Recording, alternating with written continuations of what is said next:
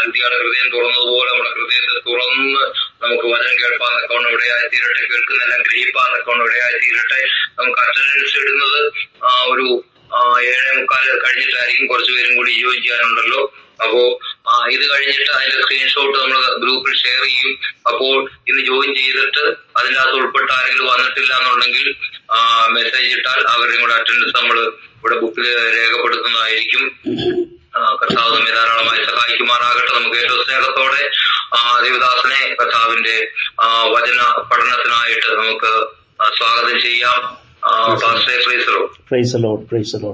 കുഞ്ഞുങ്ങളെ ശബ്ദം ക്ലിയർ ആണോ? കർത്താവിന്റെ വലിയ നാമത്തിന് നന്ദി നിറഞ്ഞ ഹൃദയത്തോടെ സ്തുതി സ്തോത്രങ്ങൾ അർപ്പിക്കുന്നു. എല്ലാ പ്രിയപ്പെട്ടവരെയും ബഹുമാന്യ ദേവദാസന്മാരെല്ലാവരെയും ക്രിസ്തുവിന്റെ സ്നേഹത്തിൽ വന്ദനം ചെയ്തുകൊണ്ടൊട്ടും മുഖവുര പറഞ്ഞ സമയം കളയാതെ നമുക്ക് നമ്മുടെ ഈ 1 വർഷത്തിനുള്ളിൽ നമ്മുടെ ഈ കോഴ്സ് കംപ്ലീറ്റ് ചെയ്യണമല്ലോ. Price the Lord. 4 വർഷം പഠിക്കേണ്ട കാര്യങ്ങൾ ഒറ്റ വർഷം കൊണ്ട് അരച്ചുരുട്ടി ഗുളികപ്പരുവാക്കിയാണ് ദൈവകുഞ്ഞുങ്ങൾക്ക് തരുന്നത്. അതെ, അല്പം കയ്പൊക്കെ തോന്നുമെങ്കിലും അകത്ത് ചെന്നാൽ അത് പ്രയോജനമായിരിക്കും. നമ്മൾ കഴിഞ്ഞ ക്ലാസ്സിന്റെ സമ്മറിയിലേക്കൊന്നും പോകാൻ ഇന്ന് ഉദ്ദേശിക്കുന്നില്ല. സമ്മറിയിലേക്ക് പോയാൽ അതിന് കുറേ സമയം വേണ്ടി വരുമല്ലോ. കഴിഞ്ഞ ക്ലാസ്സിൽ നാം എഫേസ്യ ലേഖനം പഠിച്ചു വന്നപ്പോൾ ചിന്തിച്ചത് പൗലോസിന്റെ 2 പ്രാർത്ഥനകൾ എഫേസ്യ ലേഖനത്തിലുണ്ട്. 2 പ്രാർത്ഥനകൾ. അതിൽ ഒന്നാമത്തെ പ്രാർത്ഥനയെക്കുറിച്ചാണ് നാം പറഞ്ഞു തുടങ്ങിയത്. പ്രയർ ഫോർ എൻലൈറ്റ്മെന്റ്, ഹൃദയദൃഷ്ടിയുടെ പ്രകാശീകരണത്തിന് വേണ്ടിയുള്ള പ്രാർത്ഥന. ഹൃദയദൃഷ്ടി പ്രകാശിക്കണം. എന്തിനാ ഹൃദയദൃഷ്ടി പ്രകാശിക്കുന്നത്? ഉത്തരം, നിന്റെ വിളിയാലുള്ള ആശയം അറിയാനാണ്. Price the Lord. 4 കാര്യങ്ങളാണ് ആ പ്രാർത്ഥനയിൽ പറഞ്ഞിരിക്കുന്നത്. എന്തിനാണ് ഹൃദയദൃഷ്ടി പ്രകാശിക്കേണ്ടത്? അതിന്റെ ഒന്നാമത്തെ കാര്യം, നിന്നെ വിളിച്ചവന് നിന്നെക്കുറിച്ചൊരു ഉദ്ദേശമുണ്ട്. പ്രിയപ്പെട്ടവരെ, വെറുതെ നമ്മെ ആരും ദൈവം വിളിച്ചിട്ടില്ല. Price the Lord. ദൈവ സന്നിധിയിലേക്ക് നാം വന്നെങ്കിൽ വിളിച്ചു കൊണ്ടുവന്ന ദൈവത്തിന് ഒരു ഉദ്ദേശമുണ്ട്. എന്താ വിളിച്ചതിന്റെ ഉദ്ദേശം? പത്രോസ് പറയുന്നുണ്ട്, നിന്നെ വിളിച്ചവന്റെ സദ്ഗുണങ്ങളെ ഘോഷിക്കാനാ. Praise the lord. അതിൽ കുറഞ്ഞ ഒരു ഇടപാടില്ല. 1 പത്രോസ് 2:9 അങ്ങനെയാണ്. അന്ധകാരത്തിൽ നിന്ന് നിങ്ങളെ അത്ഭുത പ്രകാശത്തിലേക്ക് വിളിച്ചവന്റെ സദ്ഗുണങ്ങളെ ഘോഷിക്കാനാ. Praise the lord. എനിക്ക് വിളിയുണ്ടോ എന്നറിയാൻ ഇനി വട്ടം നടന്ന പോകരുത്. വിളി കേട്ടിട്ടുണ്ടോ? ദൈവമാണ് നിന്നെ വിളിച്ചു കൊണ്ടുവന്നത്. പിതാവ് ആകർഷിക്കാതെ ആരും പുത്രന്റെ അരികിലേക്ക് വരത്തില്ല. അങ്ങനെയെങ്കിൽ സ്വർഗീയ പിതാവ് ആകർഷിച്ചിട്ടാണ് എൻ്റെ പ്രിയപ്പെട്ടവരെ നമ്മെ ഓരോരുത്തരെയും ദൈവസന്നിധിയിലേക്ക് കൊണ്ടുവന്നത്. Price the Lord. അപ്പൊ ഇനി നമ്മെക്കുറിച്ച് ദൈവം വിളിച്ചിട്ടുണ്ടോ എന്ന് വിളി അന്വേഷിച്ച് നടക്കേണ്ട കാര്യമില്ല. പൗലോസ് നമ്മെ വിളിച്ച വിളിയെക്കുറിച്ച് വിശദീകരിക്കുമ്പോൾ അദ്ദേഹത്തിന് വാക്കുകളില്ല. ഹല്ലേലൂയ. അതെ, നിർഗളമായ ഒരു പ്രവാഹം പോലെയാ താൻ നമ്മെ ദൈവം വിളിച്ചതിന്റെ ശ്രേഷ്ഠത പറഞ്ഞു. ഒന്ന്, വിശുദ്ധ വിളി കൊണ്ടാണ് വിളിച്ചത്, ഉന്നത വിളി കൊണ്ടാണ് വിളിച്ചത്, പരമവിളി കൊണ്ടാണ് വിളിച്ചത്, നിർണയപ്രകാരമാണ് വിളിച്ചത്, സ്വർഗീയ വിളി കൊണ്ടാണ് വിളിച്ചത്, സുവിശേഷത്തിനായി വിളിച്ചു വേർതിരിച്ചതാ. ഒരു സ്വോത്രം പറയുമെന്നാണ് ഞാൻ ചിന്തിക്കുന്നത്. മനസ്സിലായോ? നിന്നെ വെറുതെ വന്നിരുന്ന് ഉദ്ദേശിക്ക് സ്വോത്രകാഴ്ച കൊടുത്തിട്ട് പോകാൻ വേണ്ടി അല്ല വിളിച്ചത്. വിശുദ്ധ വിളി കൊണ്ടാണ് വിളിച്ചത്, ഉന്നത വിളി കൊണ്ടാണ് വിളിച്ചത്. ഹൈ കോളിംഗ്, ഉന്നത വിളി കൊണ്ടാണ് വിളിച്ചത്. ഈ ഉന്നത വിളി എന്നുള്ളത് ഒരു പരിഭാഷയിൽ പരമവിളി എന്ന് കാണുന്നു. സ്തോത്രം. അപ്പോ ഉന്നത വിളി കൊണ്ടാണ് വിളിച്ചത്, പരമവിളി കൊണ്ടാണ് വിളിച്ചത്, വിശുദ്ധ വിളി കൊണ്ടാണ് വിളിച്ചത്, നിത്യനിർണയപ്രകാരമാണ് വിളിച്ചത്, സ്വർഗീയ വിളിയാണ്, സുവിശേഷത്തിനായി വിളിച്ചു വേർതിരിച്ചതാണ്. ഇതിന്റെ റെഫറൻസ് ഞാൻ നിങ്ങൾക്ക് തരണമല്ലോ, അല്ലെങ്കിൽ വേഗം പറഞ്ഞു പോകാമായിരുന്നു. വിശുദ്ധ വിളി കൊണ്ടാണ് വിളിച്ചത് 2 തിമോത്തിയോസ് 1:9. 2 തിമോത്തിയോസ് 1:9. ഉന്നത വിളി കൊണ്ടാണ് വിളിച്ചത് ഫിലിപ്പിയർ 3:14. ഫിലിപ്പിയർ 3:14. ഈ വാക്യത്തെയാണ്, ഈ ഉന്നത വിളി എന്നുള്ളത് ഫിലിപ്പിയർ 3:14 മറ്റൊരു പരിഭാഷയിൽ പരമവിളി എന്ന് പറയുന്നത്. പരമവിളി കൊണ്ടാണ് വിളിച്ചത്. റോമർ 8:28 നിർണയപ്രകാരമാണ് വിളിച്ചത്. സ്തോത്രം. എബ്രായർ 3:1 പറയുകയാണ്, സ്വർഗീയ വിളിക്ക് ഓഹരിക്കാരാണ് നാം സ്വർഗീയ വിളിയാണ്. പൗലോസ് പറയുന്നു റോമർ 1:2 പറയാണ്, സുവിശേഷത്തിനായിട്ടാണ് എന്നെ വിളിച്ചു വേർതിരിച്ചത്. സ്തോത്രം. കുറഞ്ഞ പക്ഷം കർത്താവിന്റെ വേലയ്ക്ക് ഇറങ്ങുമ്പോൾ നമുക്ക് ഈ ബോധ്യമെങ്കിലും വേണം. ആമേൻ. ഞാൻ വെറുതെ തൊഴിലില്ലാഞ്ഞിട്ട് വന്നതല്ല. കർത്താവ് എന്നെ വിളിച്ചു വേർതിരിച്ചത് അവിടുത്തേക്ക് ഒരു ഉദ്ദേശമുള്ളത് കൊണ്ടാണ്. ദൈവവിളി എന്നുള്ളത് ഒരു പ്രസംഗ വിഷയമാക്കിയാൽ ആദാമേ നീ എവിടെ എന്ന് തുടങ്ങി വിളിയാ. Praise the lord. കയ്യിനെ നിന്റെ അനുജൻ എവിടെ എന്ന് പറഞ്ഞാൽ അത് തുടരുന്നത്. പുതിയ നിയമത്തിലേക്ക് വരുമ്പോൾ സക്കായിയെ വേഗം ഇറങ്ങി വന്നാ വിളി, ലാസറേ പുറത്തു വരികയെന്നാ വിളിക്കുക, ദാഹിക്കുന്നവനെല്ലാം എൻ്റെ അടുക്കൽ വന്ന് കുടിക്കട്ടെ എന്നാണ് വിളി. ഇവിടെ കയറി വരികയെന്നുള്ള സ്വർഗീയ വിളി നാം കാണാം.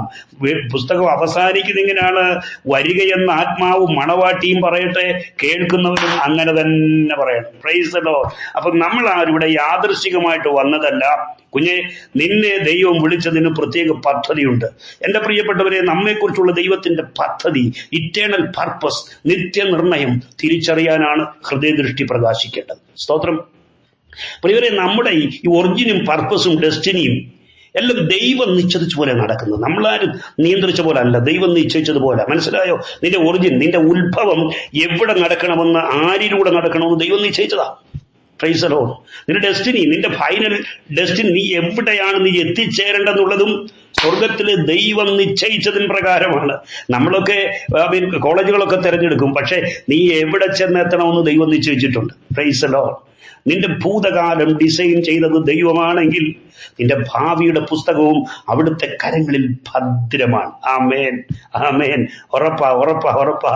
നിന്റെ ഭൂതകാലം നീ ജനിക്കുന്നതിന് മുമ്പ്, നിന്റെ അപ്പനും അമ്മയും ഉണ്ടാകുന്നതിന് മുൻപ്, ആമേൻ, നിത്യതയിൽ തന്നെ ഡിസൈൻ ചെയ്ത ദൈവമാണെങ്കിൽ ആ ദൈവത്തിന്റെ കരങ്ങളിൽ നിന്റെ ഭാവിയുടെ പുസ്തകവും ഭദ്രമാണ്. ഭാരപ്പെടരുത്. നാളെ എന്തായി തീരുമെന്നോർത്ത് ഭാരപ്പെടരുത്. നിന്റെ ഭാവിയുടെ പുസ്തകം ദൈവത്തിന്റെ കരങ്ങളിൽ ഭദ്രമാണ്. ഹൃദയദൃഷ്ടി പ്രകാശിക്കണം.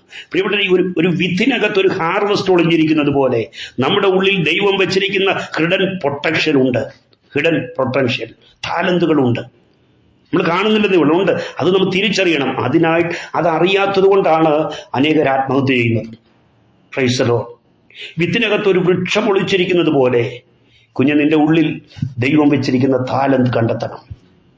സംഗീത ശുശ്രൂഷയിലൂടെ അനേകരുടെ ആത്മാവിൽ ആനന്ദം നിറയ്ക്കാനുള്ള താലന്ത് ദൈവം ചിലരിൽ കരുതിയിരിക്കുന്നു. അത് കണ്ടെത്താൻ ഹൃദയദൃഷ്ടി പ്രകാശിക്കണം. ഏത് മനുഷ്യനെയും ക്രിസ്തുവിൽ തികഞ്ഞവനായി നിർത്താനുള്ള വചനപരിജ്ഞാനം എന്ന താലന്ത് ദൈവം ചിലരുടെ ഉള്ളിൽ കരുതി വെച്ചിട്ടുണ്ട്. അത് കാണാൻ ഹൃദയദൃഷ്ടി പ്രകാശിക്കണം. മുമ്പിൽ വരുന്ന ജീവിതങ്ങളെയൊക്കെ ആശ്വസിപ്പിക്കാൻ വേണ്ടി ശിഷ്യന്മാരുടെ നാവ്, ലാവണ്യ വാക്ക് ദൈവം നിന്റെ അധരങ്ങളിൽ സൂക്ഷിച്ചു വെച്ചിട്ടുണ്ട്. അത് തിരിച്ചറിയാൻ ഹൃദയദൃഷ്ടി പ്രകാശിക്കണം. ദൈവം പകർന്നു നൽകിയ അഭിഷേകത്തിന്റെ മൂല്യം മനസ്സിലാകണമെങ്കിൽ ഹൃദയദൃഷ്ടി പ്രകാശിക്കണം. പൗലോസ് വെറുതെ പറഞ്ഞതല്ല, ഇതിന്റെ പിന്നിൽ ഒത്തിരി ഉദ്ദേശങ്ങളുണ്ട്. ദൈവ കുടുംബത്തിലെ അംഗമാണെന്നുള്ള പ്രിവിലേജ് ഉണ്ടല്ലോ, അത് തിരിച്ചറിയണമെങ്കിൽ നമ്മുടെ ഹൃദയദൃഷ്ടി പ്രകാശിക്കണം. ഞങ്ങളുടെ ദൈവദാസൻ, അത് നമ്മുടെ പ്രിൻസിപ്പളിനെ ഓർ ദൈവത്തെ സ്തുതിക്കുന്നു. ഓരോ പ്രാവശ്യവും അദ്ദേഹം ചർച്ചില് ദൈവജനം ശുശ്രൂഷിക്കുമ്പോൾ അത് ഊന്നി പറയാറുണ്ട്, നമ്മൾ ആരാണെന്നുള്ള ബോധ്യം. Praise the lord. വീണ്ടെടുക്കപ്പെട്ട ദൈവകുഞ്ഞുങ്ങളാണോ, നീ ദൈവ കുടുംബത്തിലെ അംഗമാണ്. ആ പ്രിവിലേജ് തിരിച്ചറിയണം. തിരിച്ചറിയാത്തത് കൊണ്ടാണ് നാം നിരാശയോടെ തലകുമ്പിട്ടിരിക്കുന്നത്. തിരിച്ചറിയണമെങ്കിൽ ഹൃദയദൃഷ്ടി പ്രകാശിക്കണം. വീണ്ടെടുക്കപ്പെട്ടവനാണോ, ദൈവം നൽകിയ അതോറിറ്റി, ദൈവം നിനക്ക് നൽകിയ അതോറിറ്റി തിരിച്ചറിയണമെങ്കിൽ ഹൃദയദൃഷ്ടി പ്രകാശിക്കണം. യേശുക്രിസ്തു പറഞ്ഞ ഒരു സംഭവം ഉണ്ടല്ലോ, പിന്മാറിപ്പോയ ധൂർത്തപുത്രൻ. നമ്മളൊക്കെ അദ്ദേഹത്തെ മുടിയൻപുത്രൻ എന്നൊക്കെ വിളിക്കും. എനിക്ക് തോന്നുന്നു നമ്മുടെ അത്രയൊന്നും പുള്ളി മുടിയനായിട്ടില്ല. ധൂർത്തപുത്രൻ മടങ്ങി വന്നപ്പോൾ അപ്പൻ കൊഴുത്ത കാളക്കുട്ടിയെ അറുത്ത് സെലിബ്രേറ്റ് ചെയ്തു. അപ്പോഴും അപ്പന്റെ കൂടെ വീട്ടിലുള്ളവൻ പറയുന്നു, എനിക്കിതുവരെ ഒരു ആട്ടിൻകുട്ടിയെ പോലും തന്നിട്ടില്ല. Hallelujah, hallelujah. കുഞ്ഞേ, നീ എല്ലാ നന്മയുമുള്ള അപ്പന്റെ വീട്ടിലെ അംഗമല്ലേ, മകനല്ലേ, അവിടല്ലേ താമസിക്കുന്നത്. വീട്ടിലുള്ളതെല്ലാം നിനക്കുള്ളതല്ലേ. നൂറുകണക്കിന് തൊഴിലാളികളും ആടുമാടുകളും ധനധാന്യങ്ങളും ഉണ്ടായിട്ടും നീ ഇതുവരെ ഒരു ആട്ടിൻകുട്ടിയെ പോലും എടുത്തില്ലെങ്കിൽ അത് നിന്റേതാണെന്നുള്ള ബോധ്യമില്ലാത്തത് കൊണ്ടാണ്. Praise the lord. ആ ബോധ്യം ഉണ്ടാകണമെങ്കിൽ ഹൃദയദൃഷ്ടി പ്രകാശിക്കണം. ഞാനിതിന്റെ കൃത്യമായ വോയിസ് നോട്ടും പ്രൈസ് ദി ലോർഡ് ടൈപ്പ് ചെയ്ത നോട്ടും നിങ്ങൾക്ക് ഇട്ടുതരുന്നുണ്ട്. എങ്കിലും നിങ്ങൾ നിങ്ങളുടേതായ കൈയക്ഷരത്തിൽ എഴുതണം. ഏട്ടിലെ പശു പുല്ല് തിന്നത്തില്ലെന്ന്. അത് ഹൃദയത്തിലായെങ്കിലേ പ്രയോജനപ്പെടുത്തും. Praise the lord. സ്വർഗീയ പുത്രത്വം സെലിബ്രേറ്റ് ചെയ്യാത്ത ഒത്തിരി പേരുണ്ട് ക്രിസ്തീയ ലോകത്ത്. എല്ലാമുള്ള അപ്പന്റെ മകനായിട്ടും പുത്രത്വം എൻജോയ് ചെയ്യാൻ കഴിയണമെങ്കിൽ ഹൃദയദൃഷ്ടി പ്രകാശിക്കണം. ഇന്നലെ തിരിച്ചു വന്ന ധൂർത്തപുത്രൻ ഫെസ്റ്റിവലിന് വേണ്ടി അപ്പൻ മാറ്റി നിർത്തിയിരുന്ന തടിച്ച കാളയെ അറുത്ത് സെലിബ്രേറ്റ് ചെയ്യുമ്പോഴും തന്റെ അവകാശത്തെ തിരിച്ചറിയാത്തവർ, തനിക്കുള്ള സ്വർഗീയ പദവിയെ തിരിച്ചറിയാത്തവർ, സ്വർഗീയ പുത്രത്വം തിരിച്ചറിയാത്തവർ, അങ്ങനെയുള്ള ആരെങ്കിലും ഈ ക്ലാസ് കേൾക്കുന്നെങ്കിൽ പ്രാർത്ഥിക്കണം, എൻ്റെ ഹൃദയദൃഷ്ടിയും പ്രകാശിപ്പിച്ചു തരണം. കുഞ്ഞെ, കൃപയല്ല, കൃപയുടെ അത്യന്ത ധനമാണ് പിതാവ് നിനക്ക് വേണ്ടി കരുതി വെച്ചിരിക്കുന്നത്. അവകാശമല്ല, അവകാശത്തിന്റെ മഹിമാധനമാണ് ദൈവം നമുക്കായി കരുതി വെച്ചിരിക്കുന്നത്. മഹിമയല്ല, മഹിമയുടെ ധനമാണ് ദൈവം നമുക്കായി കരുതി വെച്ചിരിക്കുന്നത്. മഹത്വമല്ല, മഹത്വത്തിന്റെ അപ്രമേയ ധനമാണ് ദൈവം നമുക്കായി കരുതി വെച്ചിരിക്കുന്നത്. ശക്തിയല്ല, ആമേൻ, അത്യന്ത ശക്തിയാണ് ദൈവം നമുക്കായി കരുതി വെച്ചിരിക്കുന്നത്. കഴിഞ്ഞ ക്ലാസ്സിൽ ഇതൊക്കെ നാം പഠിച്ചതാണ്, എങ്കിലും ഒന്ന് ഓർപ്പിച്ചൊന്ന് മാത്രം. ഈ കൃപയുടെ അത്യന്ത ധനമെന്നുള്ളതിനെ വിശദീകരിക്കാനായിട്ട് സർപാസിങ്, ഇമഷറബിൾ തുടങ്ങിയ പദങ്ങൾ ഉപയോഗിച്ച കൃപാധനത്തെ സ്കോളേഴ്സൊക്കെ വിശദീകരിക്കുന്നത്. നിങ്ങൾ അതൊക്കെ ഒന്ന് പഠിക്കുന്നത് വളരെ നന്നായിരിക്കും. നിങ്ങളുടെ ശുശ്രൂഷയിൽ അധികമായി ശോഭിക്കുവാൻ, ക്രിസ്തുവിൻ്റെ പരിജ്ഞാനത്തിൻ്റെ സൗരഭ്യം വെളിപ്പെടുത്തുവരായി തീരുവാൻ അത് നന്നായിരിക്കും. സർപാസിങ്, പരിമിതപ്പെടുത്താനാവാത്ത, ഇമഷറബിൾ, അതിശയിപ്പിക്കുന്ന, അതാ കൃപാധനത്തിൻ്റെ ശ്രേഷ്ഠത. ശ്രദ്ധിക്കൂ, കൃപയുടെയും അത്യന്ത ധനം, കൃപയുടെ അത്യന്ത ധനം അതിൻ്റെ തനിമയിൽ, അതിൻ്റെ ഹൈ ഗ്രാവിറ്റിയിൽ വെളിപ്പെട്ടത് നമ്മുടെ കർത്താവിലാണ്. യോഹന്നാന്റെ സുവിശേഷം 1:17 പറയുന്നു, ന്യായപ്രമാണം മോശ മുഖാന്തരം ലഭിച്ചു, കൃപയും സത്യവും യേശു ക്രിസ്തു മുഖാന്തരം വന്നു. Price the Lord. അപ്പൊ കൃപ ഈ മണ്ണിൽ വന്നത് തന്നെ യേശു ക്രിസ്തു മുഖാന്തരമാണ്. മോശയിലൂടെയാണ് ന്യായപ്രമാണം വന്നതെങ്കിൽ കൃപ ക്രിസ്തുവിലൂടെയാണ് വന്നത്. അപ്പോൾ ഒരു ചോദ്യം ഉണ്ടാകാം, നോഹയ്ക്ക് കൃപ ലഭിച്ചതോ? അന്നേ എൻ്റെ യേശു ഉണ്ടായിരുന്നേ, ഭൂമിക്ക് അടിസ്ഥാനം ഇട്ടപ്പോഴും അതിനു മുമ്പും പൂർവ്വകാല നിത്യതയിലെ എൻ്റെ കർത്താവ് ഉണ്ടായിരുന്നു. Price the Lord. മോശയിലൂടെയാണ് ന്യായപ്രമാണം വന്നതെങ്കിൽ കൃപ ക്രിസ്തുവിലൂടെയാണ് വന്നത്. തിരുവഴുത്തിലെ ക്രിസ്തുവിനെ കൃപ എന്ന് തന്നെ വിളിക്കുന്നത് കാണാം. കൃപയെന്ന് ക്രിസ്തുവിനെ വിളിക്കുന്നു, ക്രിസ്തുവിനെ തന്നെ അങ്ങനെ വിളിക്കുന്നുണ്ട്. തീത്തോസിന്റെ ലേഖനം 2-ാം അധ്യായത്തിന്റെ 11-ാം വാക്യം, സകല മനുഷ്യർക്കും രക്ഷാകരമായ ദൈവകൃപ ഉദിച്ചുവല്ലോ. ഇതാരാണ്? യേശു ക്രിസ്തുവാണ്. ഈ ഉദിച്ചു വന്ന ദൈവകൃപ ആരാണ്? നമ്മുടെ രക്ഷകനായ, നമ്മുടെ കർത്താവായ യേശു ക്രിസ്തുവാണ്. Price the Lord. എബ്രായ ലേഖനം 7:14 പറയുന്നു, യഹൂദയിൽ നിന്ന് നമ്മുടെ കർത്താവ് ഉദിച്ചു എന്നത് സ്പഷ്ടമല്ലോ. അപ്പൊ ഉദിച്ചു വന്ന ദൈവകൃപ ആരാണ്? നമ്മുടെ കർത്താവായ യേശു ക്രിസ്തുവാണ്. ആമേൻ. കൃപയും കൃപയുടെ അത്യന്ത ധനവും, മഹത്വവും മഹത്വത്തിന്റെ ധനവും, മഹിമയും മഹിമാധനവും എല്ലാം ക്രിസ്തുവിൽ തന്നെയാണ്. അതുകൊണ്ടാ ഭക്തൻ പറഞ്ഞത്, നീ ഒഴികെ എനിക്ക് ഒരു നന്മയുമില്ല. Price the Lord. സകല നന്മയുടെ ഉറവിടം ക്രിസ്തുവാണ്. ക്രിസ്തു ഉള്ളവന് നന്മയുണ്ട്, അതിൽ തർക്കമില്ല. Price the Lord. നമുക്ക് ഇതേക്കുറിച്ചൊക്കെ പറയുമ്പോൾ വാചാലമായി പോകും, കാരണം നമ്മൾ അനുഭവിച്ചറിയുന്ന മഹാസത്യമല്ലേ ഇതൊക്കെ. ഇനി ക്രിസ്തുവിന്റെ ഈ പൗലോസിന്റെ പ്രാർത്ഥനയുടെ ഉള്ളിലേക്ക് നമുക്കൊന്ന് പ്രവേശിക്കാം. 4 കാര്യങ്ങൾ തിരിച്ചറിയാനാണ് പൗലോസ് പ്രാർത്ഥിക്കുന്നത്. ഒന്നാമത്തെ പ്രാർത്ഥന എവിടെയാണ് കണ്ടത്? എഫെസ്യ ലേഖനം 1-ാം അധ്യായം 16 മുതൽ 19 വരെയാണ്. ഞാൻ ആ ഭാഗം ഒന്ന് വായിക്കാം, ശ്രദ്ധിച്ചാട്ടെ. എഫേസ്യർ 1:16 മുതൽ 19. നിങ്ങൾക്ക് വേണ്ടി ഇടവിടാതെ സ്തോത്രം ചെയ്തു എന്റെ പ്രാർത്ഥനയിൽ നിങ്ങളെ ഓർത്തും കൊണ്ട് നമ്മുടെ കർത്താവ് യേശു ക്രിസ്തുവിന്റെ ദൈവവും മഹത്വമുള്ള പിതാവുമായവൻ നിങ്ങൾക്ക് തന്നെക്കുറിച്ചുള്ള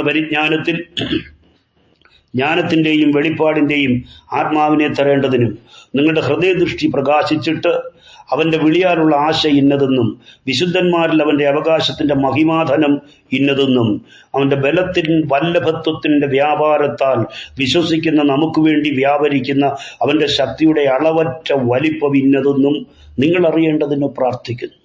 ഇത് പ്രാർത്ഥന. 4 കാര്യങ്ങളാണ്. 1, ക്രിസ്തുവിന്റെ പരിജ്ഞാനത്തിൽ വളരണം. Price the Lord. 2, വിളിയാലുള്ള ആശ തിരിച്ചറിയണം. 3, അവകാശത്തിന്റെ മഹിമാധനം തിരിച്ചറിയണം. 4, ശക്തിയുടെ അളവറ്റ വലിപ്പം തിരിച്ചറിയണം. നമ്മുടെ മേൽ വ്യാപരിക്കുന്ന ദൈവശക്തിയുടെ അളവറ്റ വലിപ്പം അറിയേണ്ടും അറിയണം. അതിനാ ഹൃദയദൃഷ്ടി പ്രകാശിക്കണം. ഇവിടെ നോക്കൂ, ഹൃദയദൃഷ്ടി പ്രകാശിക്കേണ്ടത് എന്തിനാണ്? 1, ബലത്തിന്റെ വല്ലഭത്വം തിരിച്ചറിയണം. ഞാനത് എവിടെയോ പ്രസംഗിച്ചതായി ഓർക്കുന്നു. ബലത്തിന്റെ വല്ലഭത്വം എന്നുള്ളതൊരു പരിഭാഷയിൽ അപ്രമാദിത്വം എന്നൊരു പദമാണ് ഇവിടെ കൊടുത്തിരിക്കുന്നത്. എന്ന് പറഞ്ഞാൽ ഒതുക്കാൻ കഴിയാത്തത്. ലോകത്ത് ഏതൊരു ശക്തിയും ഒരു സ്രോതസ്സിനകത്ത് നമുക്ക് ഒതുക്കാം. എന്തിനാണ്? ഏറ്റവും വലിയ ശക്തി, വൈദ്യുതി വരെ ഒരു ട്രാൻസ്ഫോമർ നമുക്ക് ഒതുക്കാം. പക്ഷെ കുഞ്ഞെ, ദൈവം വിളിച്ച് വേർതിരിച്ച് നിന്റെ മേൽ ഇറങ്ങി വരുന്ന ആത്മശക്തി എങ്ങും ഒതുക്കാൻ കഴിയത്തില്ല. അതുകൊണ്ടാണ് പൗലോസ് പറഞ്ഞത് അത്യന്ത ശക്തിയാണ്, അളവറ്റ വലിപ്പമുള്ള അത്യന്ത ശക്തിയാണ്. Price the lord, praise the Lord. ശക്തിയുടെ അളവറ്റ വലിപ്പം. ദൈവം കരുതി വെച്ചിരിക്കുന്ന സമ്പത്തിന്റെ ബഹുത്വം ബോധ്യപ്പെടുത്തിയിട്ട് ഇതെല്ലാം കൈകാര്യം ചെയ്യണമെങ്കിൽ പവർ വേണമല്ലോ, ശക്തി വേണമല്ലോ. സമ്പത്തെല്ലാം കൂടെ ഒരു ചാക്കിൽ കെട്ടി ഒരുത്തന്റെ തലയിൽ വെച്ചു കൊടുത്താൽ ചുമക്കാൻ ബലം വേണ്ടേ, ശക്തി വേണ്ടേ? കുഞ്ഞെ, ദൈവം നിന്നെ ഏൽപ്പിച്ചിരിക്കുന്ന സ്വർഗീയ സമ്പത്ത് കൈകാര്യം ചെയ്യാൻ ശക്തി വേണം. അത് സ്വർഗം തന്നെ തരണം. സ്വർഗത്തിലെ ദൈവത്തിൽ നിന്നും തന്നെ പ്രാപിച്ചെടുക്കണം. അതിനുവേണ്ടിയാണ് അഭിഷേകം പ്രാപിക്കണമെന്ന് ഞങ്ങൾ പഴയ ഉപദേശിമാരൊക്കെ കിടന്ന് അലവറയിടുന്നത്. ഹല്ലേലൂയ.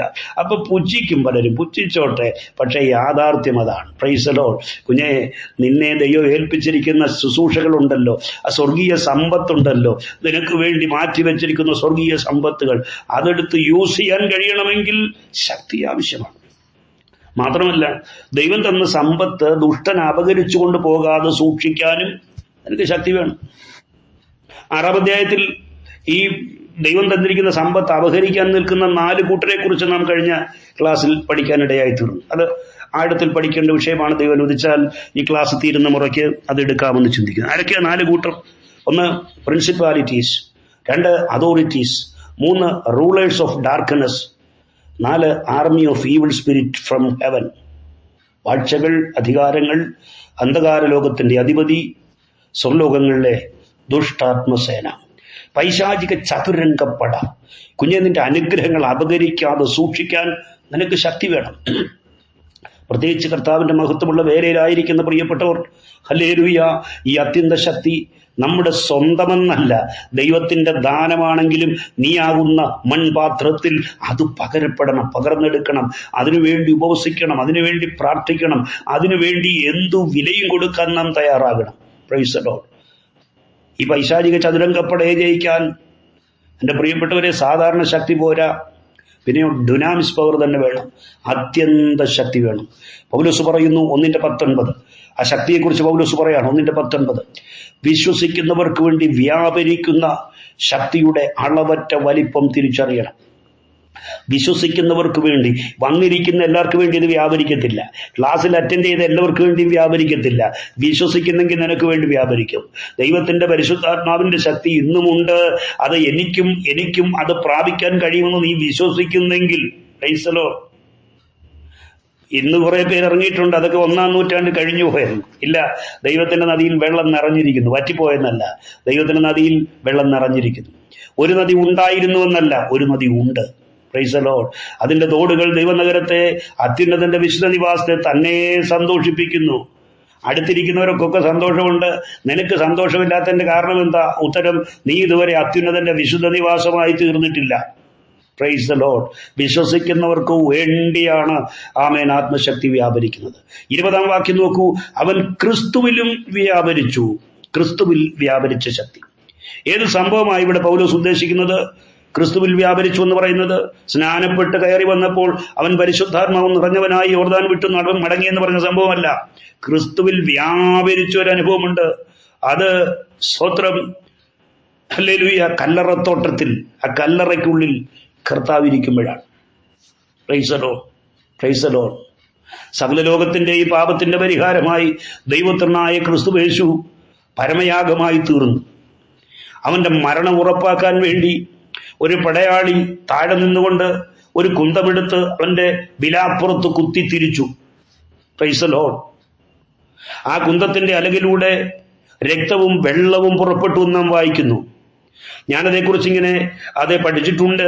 സ്തോത്രം. ഒരു മനുഷ്യൻ രക്തം വാർന്നു മരിച്ചാലും അവന്റെ ഹൃദയത്തിന്റെ വെൻട്രിക്കിൾ വാൽവിന്റെ ഭാഗത്ത്, അതായത് ഈ വിലാപ്പുറത്ത്, ഏതാനും തുള്ളി രക്തം ശേഷിക്കും. Price the Lord. കുത്താൻ കൽപ്പന കൊടുത്ത ശതാധിപനോ കുത്തിയ പടയാളിക്കോ അറിയില്ല. പക്ഷെ സ്വർഗത്തിലെ ദൈവത്തിന്റെ പദ്ധതിയാണ് ഒടുവിലത്തെ തുള്ളി രക്തവും. Price the Lord. എന്റെയും നിന്റെ വീണ്ടെടുപ്പിന് വേണ്ടി കർത്താവിന്റെ ശരീരത്തിലെ ഒടുവിലത്തെ തുള്ളി രക്തവും പുറത്തു വരണമായിരുന്നു. അങ്ങനെ ക്രിസ്തുവിന്റെ മരണം ഉറപ്പാക്കി പാറയിൽ വെട്ടിച്ച കല്ലറയിൽ കൊണ്ടുവച്ചു. കല്ലറയ്ക്ക് അവൻ കല്ലുരുട്ടി വെച്ചു. ഹല്ലേലൂയ. കാവലിൽ നിന്നു. പക്ഷെ ഇവർക്കറിയാൻ വയ്യാത്തൊരു കാര്യമുണ്ടായിരുന്നു. ഈ കല്ലറയ്ക്കുള്ളിലിരിക്കുന്നവരാരാണ്? Praise the lord. കല്ലുരുട്ടി വെച്ചിരിക്കുക. കല്ലറയിൽ യേശു ക്രിസ്തു പുറത്തു വരാതിരിക്കാൻ കല്ലറയുടെ വാതിൽക്കൽ കല്ലുരുട്ടി വെച്ചു. ഇവർക്കറിയത്തില്ല അകത്തിരിക്കുന്നത് യുഗങ്ങളുടെ പാറയാണെന്ന്. Praise the lord. കല്ലറയ്ക്ക് ഇവര് സീല് വെച്ചു. റോമാ ഗവൺമെന്റിന്റെ ഇമ്പീരിയൽ മുദ്ര വെച്ചു. ഇവർക്കറിയത്തില്ല അകത്തിരിക്കുന്നത് ദൈവത്തിന്റെ തത്വത്തിന്റെ മുദ്രയാണ്. Praise the lord, praise the lord. ഒരു മുദ്ര വെച്ചു, കാവൽ നിന്നു. എന്നാൽ കുഞ്ഞെ, ഇതിനെല്ലാം കാരണക്കാരായവർ, അപ്പുറത്ത് മാറി നിന്ന് അതരം മലർത്തി തലകുലുക്കുന്നുണ്ട്. കഴിഞ്ഞു. ഇനി അവന്റെ ഇടപാടൊന്നും നടക്കത്തില്ല. ഇനി അവൻ പൗരോഹിത്യത്തെ വിമർശിക്കത്തില്ല. ഇനി അവൻ പുരോഹിതന്മാരുടെ മ്ലേച്ഛതയ്ക്കെതിരെ ചാട്ടയെടുക്കത്തില്ല. അവന്റെ ശുശ്രൂഷ തീർന്നു. അവൻ കല്ലറയിൽ ഒതുങ്ങി. അങ്ങനെ പറഞ്ഞ് വിമർശിക്കുമ്പോൾ കുഞ്ഞെ, നമ്മുടെ മേൽ വ്യാപരിക്കുന്ന ഈ ശക്തിയുണ്ടല്ലോ, ഇത് ക്രിസ്തുവിലും വ്യാപരിച്ചു. അവൻ ക്രിസ്തുവിലും വ്യാപരിച്ചു. ക്രിസ്തുവിന്റെ അവൻ ജീവനറ്റ മൃതശരീരത്തിലും വ്യാപരിച്ചു. അതിന്റെ പരിണിത ഫലം എന്താണ്? 21-ാമത് വാക്യം, അവനെ മരിച്ചവരുടെ ഇടയിൽ നിന്ന് ഉയർപ്പിച്ചു. Price the Lord. പരിശുദ്ധാത്മാവിന്റെ ശക്തി ഒരു വ്യക്തിയുടെ മേൽ ഇറങ്ങി വന്നു കഴിഞ്ഞാൽ അവന്റെ മരണകരമായ സ്ഥിതിയൊക്കെ മാറും. അവനെ മരിച്ചവരുടെ ഇടയിൽ നിന്ന് ഉയർപ്പിച്ചു. 23 വരെ വായിക്കണം. ആ സംഭവമാണ് പൗലോസ് പറയുന്നത്. അവൻ ക്രിസ്തുവിലും വ്യാപരിച്ചു.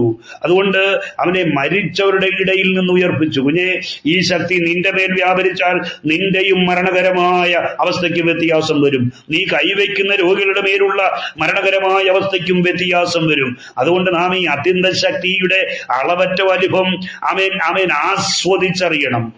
21-ാം വാക്യം, ക്രിസ്തുവിനെ അത്യന്തം മീതെ ഉയർത്തിയ ശക്തിയാണ്. വാഴ്ചകൾക്കും അധികാരങ്ങൾക്കും ഹല്ലേലൂയ അവൻ എല്ലാ നാമത്തിനും അത്യന്തം മീതെ ഉയർത്തിയത് ഈ ശക്തിയാ. Praise the lord. 22-ാം വാക്യം, സകലവും ക്രിസ്തുവിന്റെ കാൽ കീഴാക്കി വെച്ച്. അങ്ങനെയെങ്കിൽ സകലത്തെയും കാൽ കീഴാക്കുന്ന ശക്തിയാ. നിങ്ങൾക്കിത് മനസ്സിലാക്കാൻ കഴിയണമെന്നാണ് എൻ്റെ ചിന്ത. Price the Lord. 1, മരിച്ചവനെ ഉയർപ്പിക്കുന്ന ശക്തി. 2, സകലത്തെയും കാൽ കീഴാക്കുന്ന ശക്തി. 23, സകലത്തെയും 23 ക്രിസ്തുവിന്റെ ശരീരമായ സഭയ്ക്ക് കൊടുത്തു. ഏതാണ് ഈ അധികാരവും ശക്തി? ആധുനിക സംഗീതോപകരണങ്ങളൊക്കെ പുറപ്പെടുവിക്കുന്ന ഒരു മാസ്മരിക ശബ്ദ തരംഗങ്ങളുണ്ടല്ലോ, അതൊക്കെ വേദിയിൽ സജ്ജീകരിച്ച ചില പ്രകാശ പ്രളയമൊന്നും അല്ല. അത്യന്ത ശക്തി. ഹല്ലേലൂയ. വിശ്വസിക്കുന്നവർക്ക് വേണ്ടി വ്യാപരിക്കുന്ന അത്യന്ത ശക്തി ക്രിസ്തുവിൻ്റെ ആണ്. ക്രിസ്തുവിന്റെ വചനത്തിലാണ്. ക്രിസ്തുവിനെ ആരാധിക്കുന്നതിലാണ്. വചനം കേട്ടവരുടെ മേൽ പരിശുദ്ധാത്മാവ് വന്നു. അങ്ങനെയാ എഴുതിയിരിക്കുന്നത്.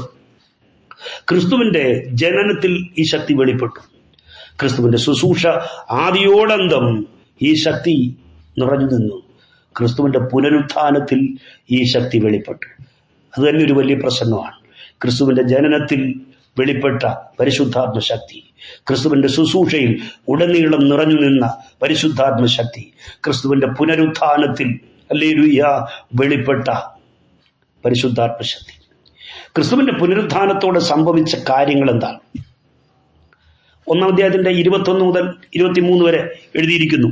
21 എഫെസ്യർ 1-ന്റെ 21 മുതൽ 23 വരെ പുനരുത്ഥാനത്തോടെ സംഭവിച്ച കാര്യങ്ങളാണ്. സ്വർഗത്തിൽ തന്റെ വലതുഭാഗത്ത് എല്ലാ വാഴ്ചയ്ക്കും അധികാരത്തിനും ശക്തിക്കും കർത്തൃത്വത്തിനും ഈ ലോകത്തിൽ മാത്രമല്ല വരുവാനുള്ളതിലും വിളിക്കപ്പെടുന്ന സകല നാമത്തിനും അത്യന്തം മീതെ ഇരുത്തുകയും സർവവും അവന്റെ കാൽ കീഴാക്കി വെച്ചു.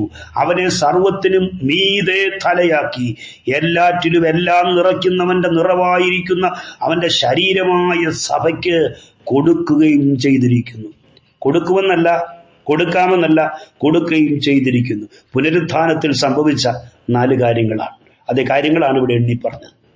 എല്ലാറ്റിലും എല്ലാം നിറയ്ക്കുന്നവന്റെ ശക്തി ക്രിസ്തുവിന്റെ ശരീരമായ സഭയ്ക്ക് കൊടുത്തു. അതാരാ? ആ പുള്ളികളെ എവിടെ പോയി കാണാം? ക്രിസ്തുവിന്റെ ശരീരമായ സഭയ്ക്ക് കൊടുത്തു. ആ പുള്ളികളെ എവിടെ പോയി കാണാം? ആ സഭ എവിടെ പോയി കാണാം? അങ്ങനെയുള്ള സഭ ഇവിടെ ഇരിപ്പുണ്ടോ? ഈ ജോയിൻ ചെയ്തിരിക്കുന്ന 10-40 പേരിൽ ആരെങ്കിലും ഉണ്ടോ? ദൈവമേ, ഒരെണ്ണം പോലും കേൾക്കുന്നില്ലയോ? ഞാൻ ദൈവത്തിന്റെ സഭയാണ്, ഞാൻ ക്രിസ്തുവിന്റെ മന്ദിരമാണെന്ന് പറയാൻ തയ്യാറുണ്ടെങ്കിൽ ഹല്ലേലൂയ, നിനക്കാണ് ഈ അധികാരം മുഴുവനും ദൈവം തന്നിരിക്കുന്നത്. ഇപ്പോഴധികാരം മുഴുവനും സഭയ്ക്കാണ്, സഭയിലെ അംഗങ്ങൾക്കാണ്. എന്റെ കുഞ്ഞ്, നിനക്കാണ്. എഫെസ്യ ലേഖനത്തിൽ പൗലോസ് നടത്തിയ 1-ാമത്തെ പ്രാർത്ഥന ഹൃദയദൃഷ്ടിയുടെ പ്രകാശീകരണത്തിന് വേണ്ടി ആയിരുന്നെങ്കിൽ 2-ാമത്തെ പ്രാർത്ഥന അകത്തെ മനുഷ്യന്റെ ശാക്തീകരണത്തിന് വേണ്ടിയാണ്.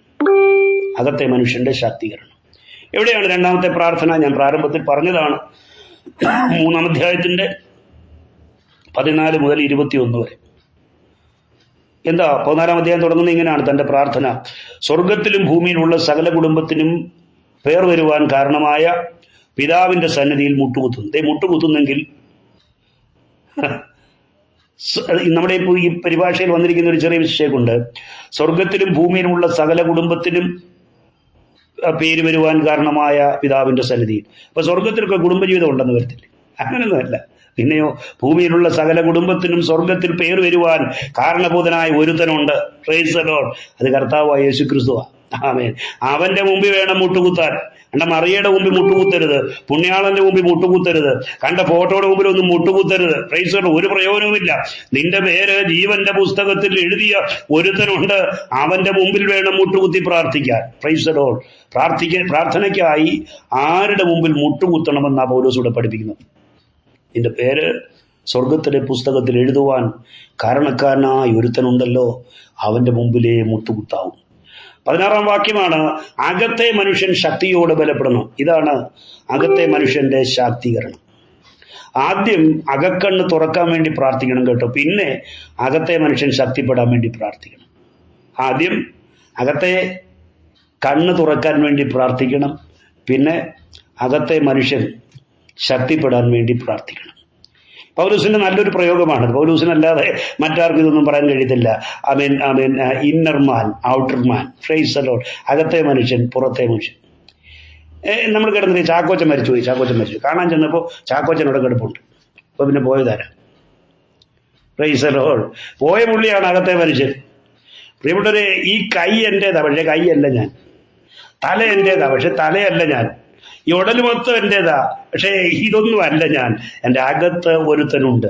പൗലൂസിന്റെ നല്ല പ്രയോഗമാണ് അകമേ ഉള്ളവനും പുറമേ ഉള്ളവനും, ഔട്ടർമാനും ഇന്നന്മാനും. ഇത് യേശു പറഞ്ഞ വാക്കാണ് അദ്ദേഹം എടുത്ത് ഇവിടെ പറയുന്നത്. യേശു പറഞ്ഞ വാക്കാ.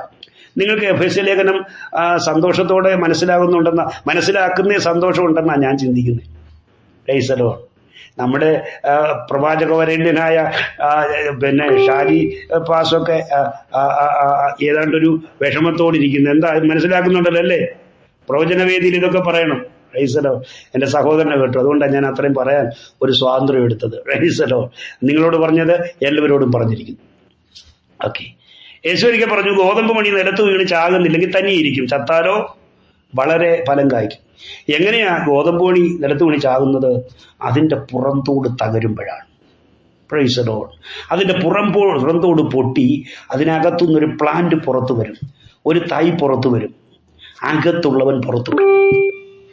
Breaking of the outer man and release of the spirit, inner man. അങ്ങനെയാ. പുറമേ ഉള്ളവൻ, ഹല്ലേലൂയ, ഔട്ടർ മാൻ ബ്രേക്ക് ആകാതെ ഇന്നർ മാൻ റിലീസ് ആകത്തില്ല. എന്തുകൊണ്ടാണെന്നറിയാം? അകത്തെ മനുഷ്യൻ ശക്തിപ്പെടാത്തതിന്റെ കാരണം നീ തടിച്ചു വീർത്തിരിക്കുന്നുണ്ട്.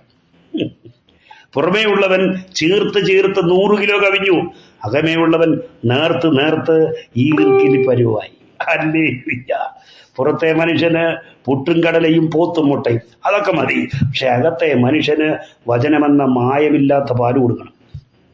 ദൈവദാസന്മാരെ, നമ്മുടെ ഡ്യൂട്ടിയാണ്. വെറുതെ ജനത്തിന്റെ ഹൃദയങ്ങളിൽ ദുർമോഹം കുത്തിവെക്കരുത്. ദൈവവചനമെന്ന മായമില്ലാത്ത പാല്, ഹല്ലേലൂയ, നമ്മുടെ ജനത്തിന് നമ്മൾ പകർന്നു കൊടുക്കണം. എന്നാൽ ദൈവത്തിന് കൊള്ളാവുന്ന മനുഷ്യനായി നിൽക്കാം.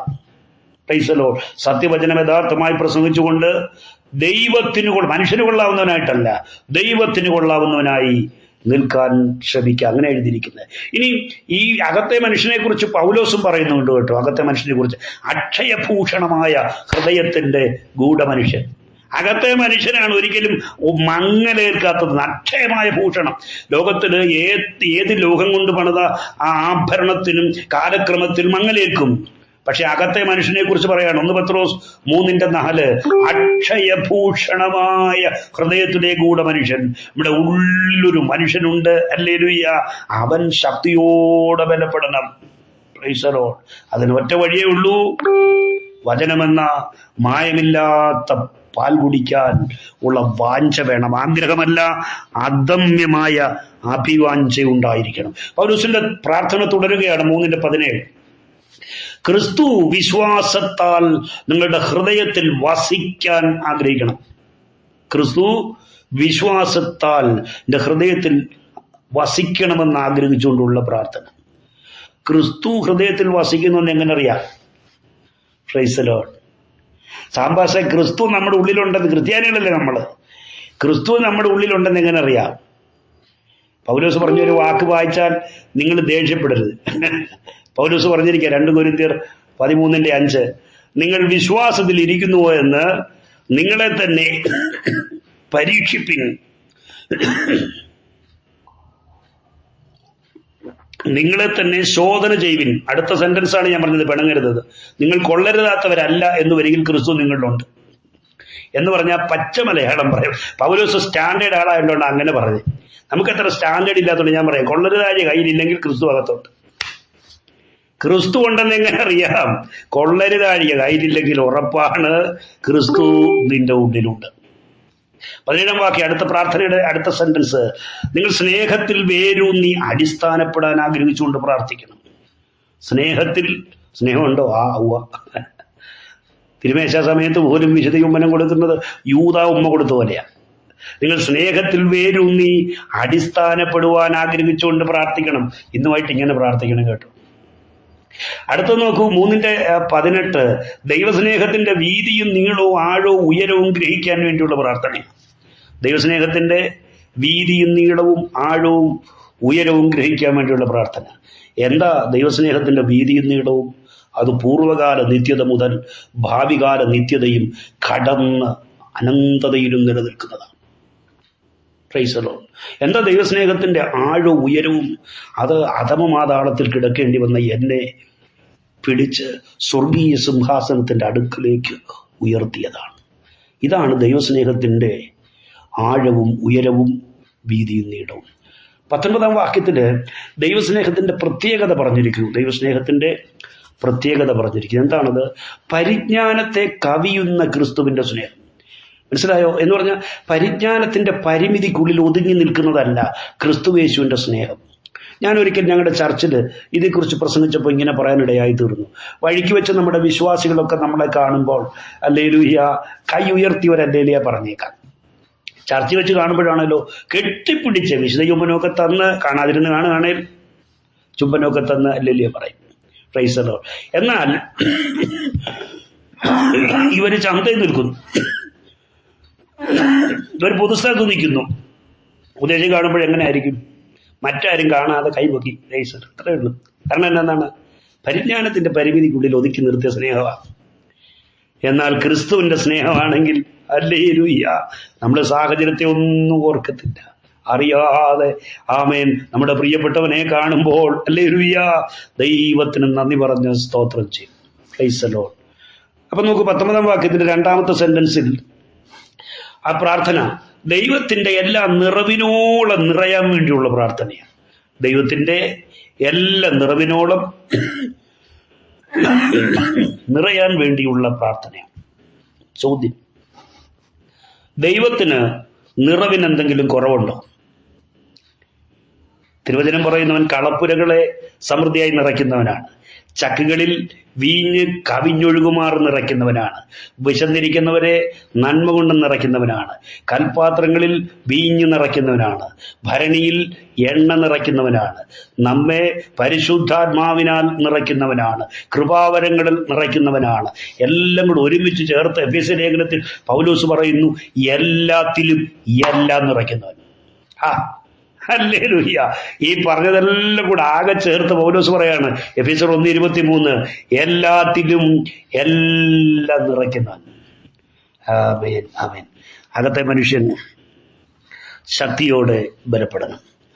പൗലോസ് ഇങ്ങനെ പ്രാർത്ഥിക്കുന്നത് താൻ സമൃദ്ധിയുടെ നെറുകയിൽ ഇരുന്നു കൊണ്ടല്ല. പിന്നെയോ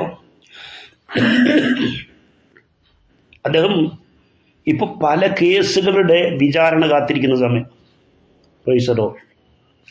വധശിക്ഷ വരെ ലഭിക്കാവുന്ന കേസുകൾ, അതിന്റെ വിധി കാത്തിരിക്കുമ്പോൾ കേസ് ജയിക്കാനുള്ള പ്രാർത്ഥനയല്ല. സോദര കുമ്മനാട് കൺവെൻഷൻ നടക്കുന്നു, 700 കേസ് രജിസ്റ്റർ ചെയ്തുള്ളതെന്ന് പറയുന്നു. 12-ൽ ആത്മാവ് കത്തും. ദൈവത്തിന് സ്തോത്രം. വിമർശിക്കല്ല, ഒരു സത്യം പറഞ്ഞതേ കേട്ടു. ഹല്ലേലൂയ. എതിരാളി തോക്കാനുള്ള പ്രാർത്ഥനയല്ല, എന്റെ കേസിൽ വധശിക്ഷയെങ്കിലും ഒഴിഞ്ഞു പോടുന്നുള്ള പ്രാർത്ഥനയല്ല. എൻ്റെ അകത്തെ മനുഷ്യൻ ശക്തിയോടെ ബലപ്പെടണം.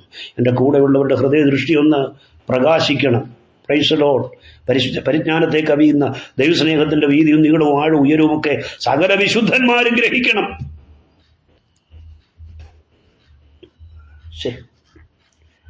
Price lord, praise lord, praise lord. കേൾക്കാൻ കഴിയുന്നുണ്ടോ?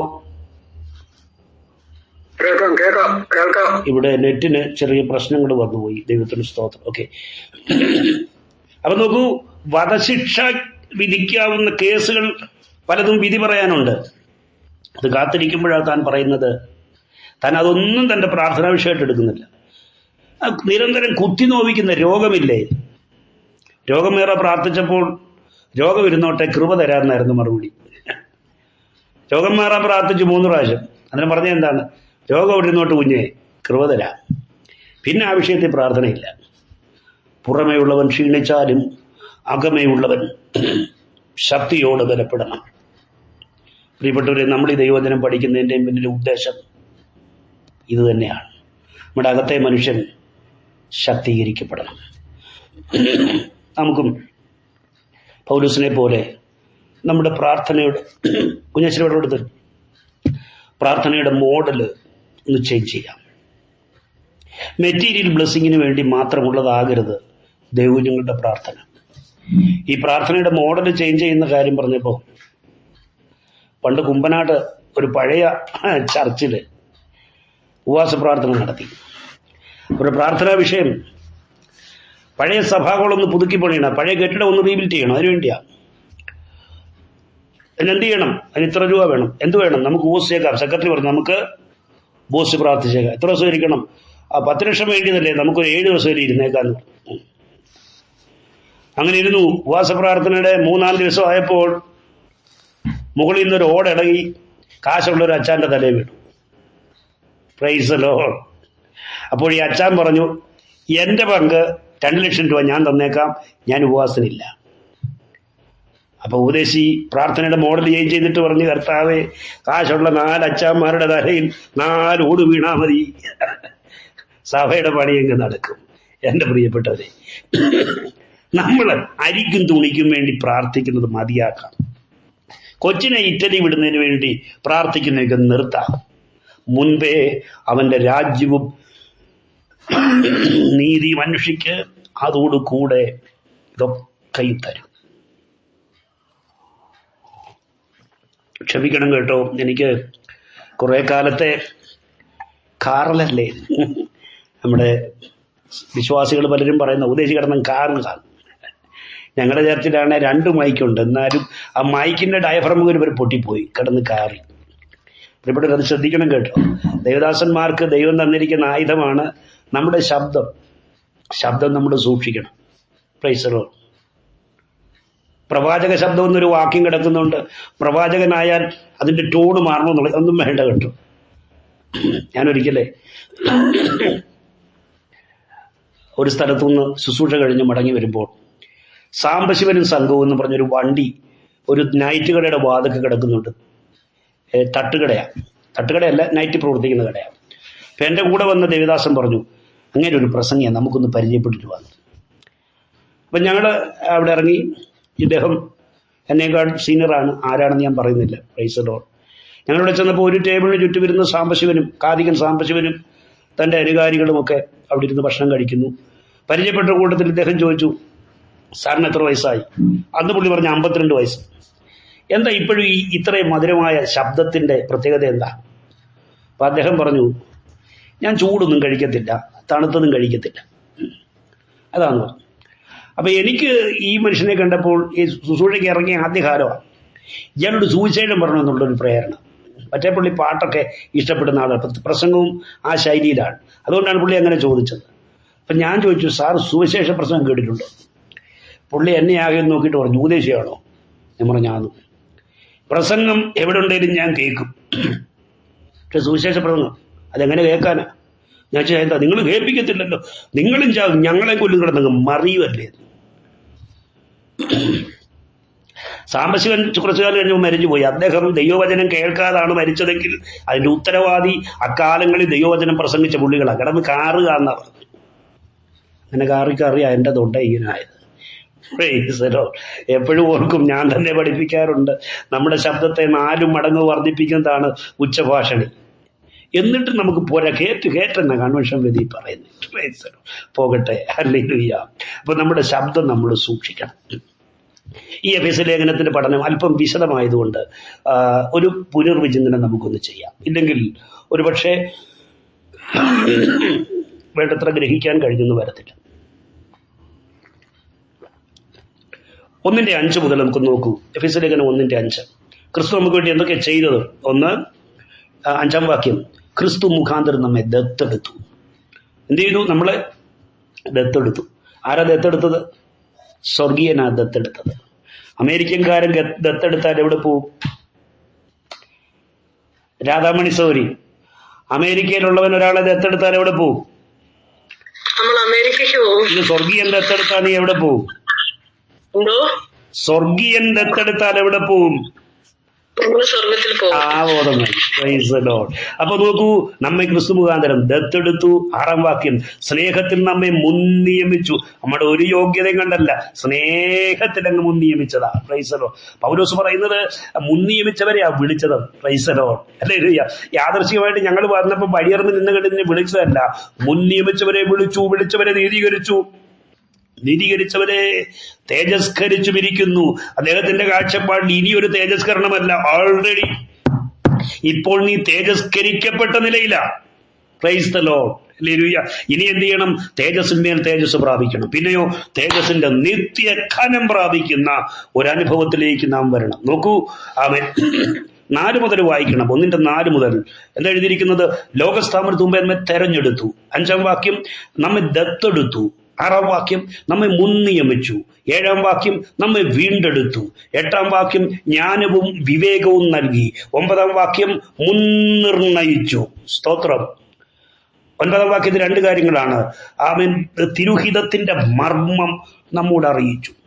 എഫെസ്യ ലേഖനത്തിൽ മർമ്മം എന്നുള്ളൊരു വിഷയം മറ്റൊരു പഠനമാണ്. ദൈവം അനുവദിച്ചാൽ നമുക്കതും ഒക്കെ ഒന്ന് പിന്നീട് ചിന്തിക്കാമല്ലോ. അതുപോലെ ഈ പൈശാചിക ചതുരംഗപ്പടയെക്കുറിച്ച് പറഞ്ഞു.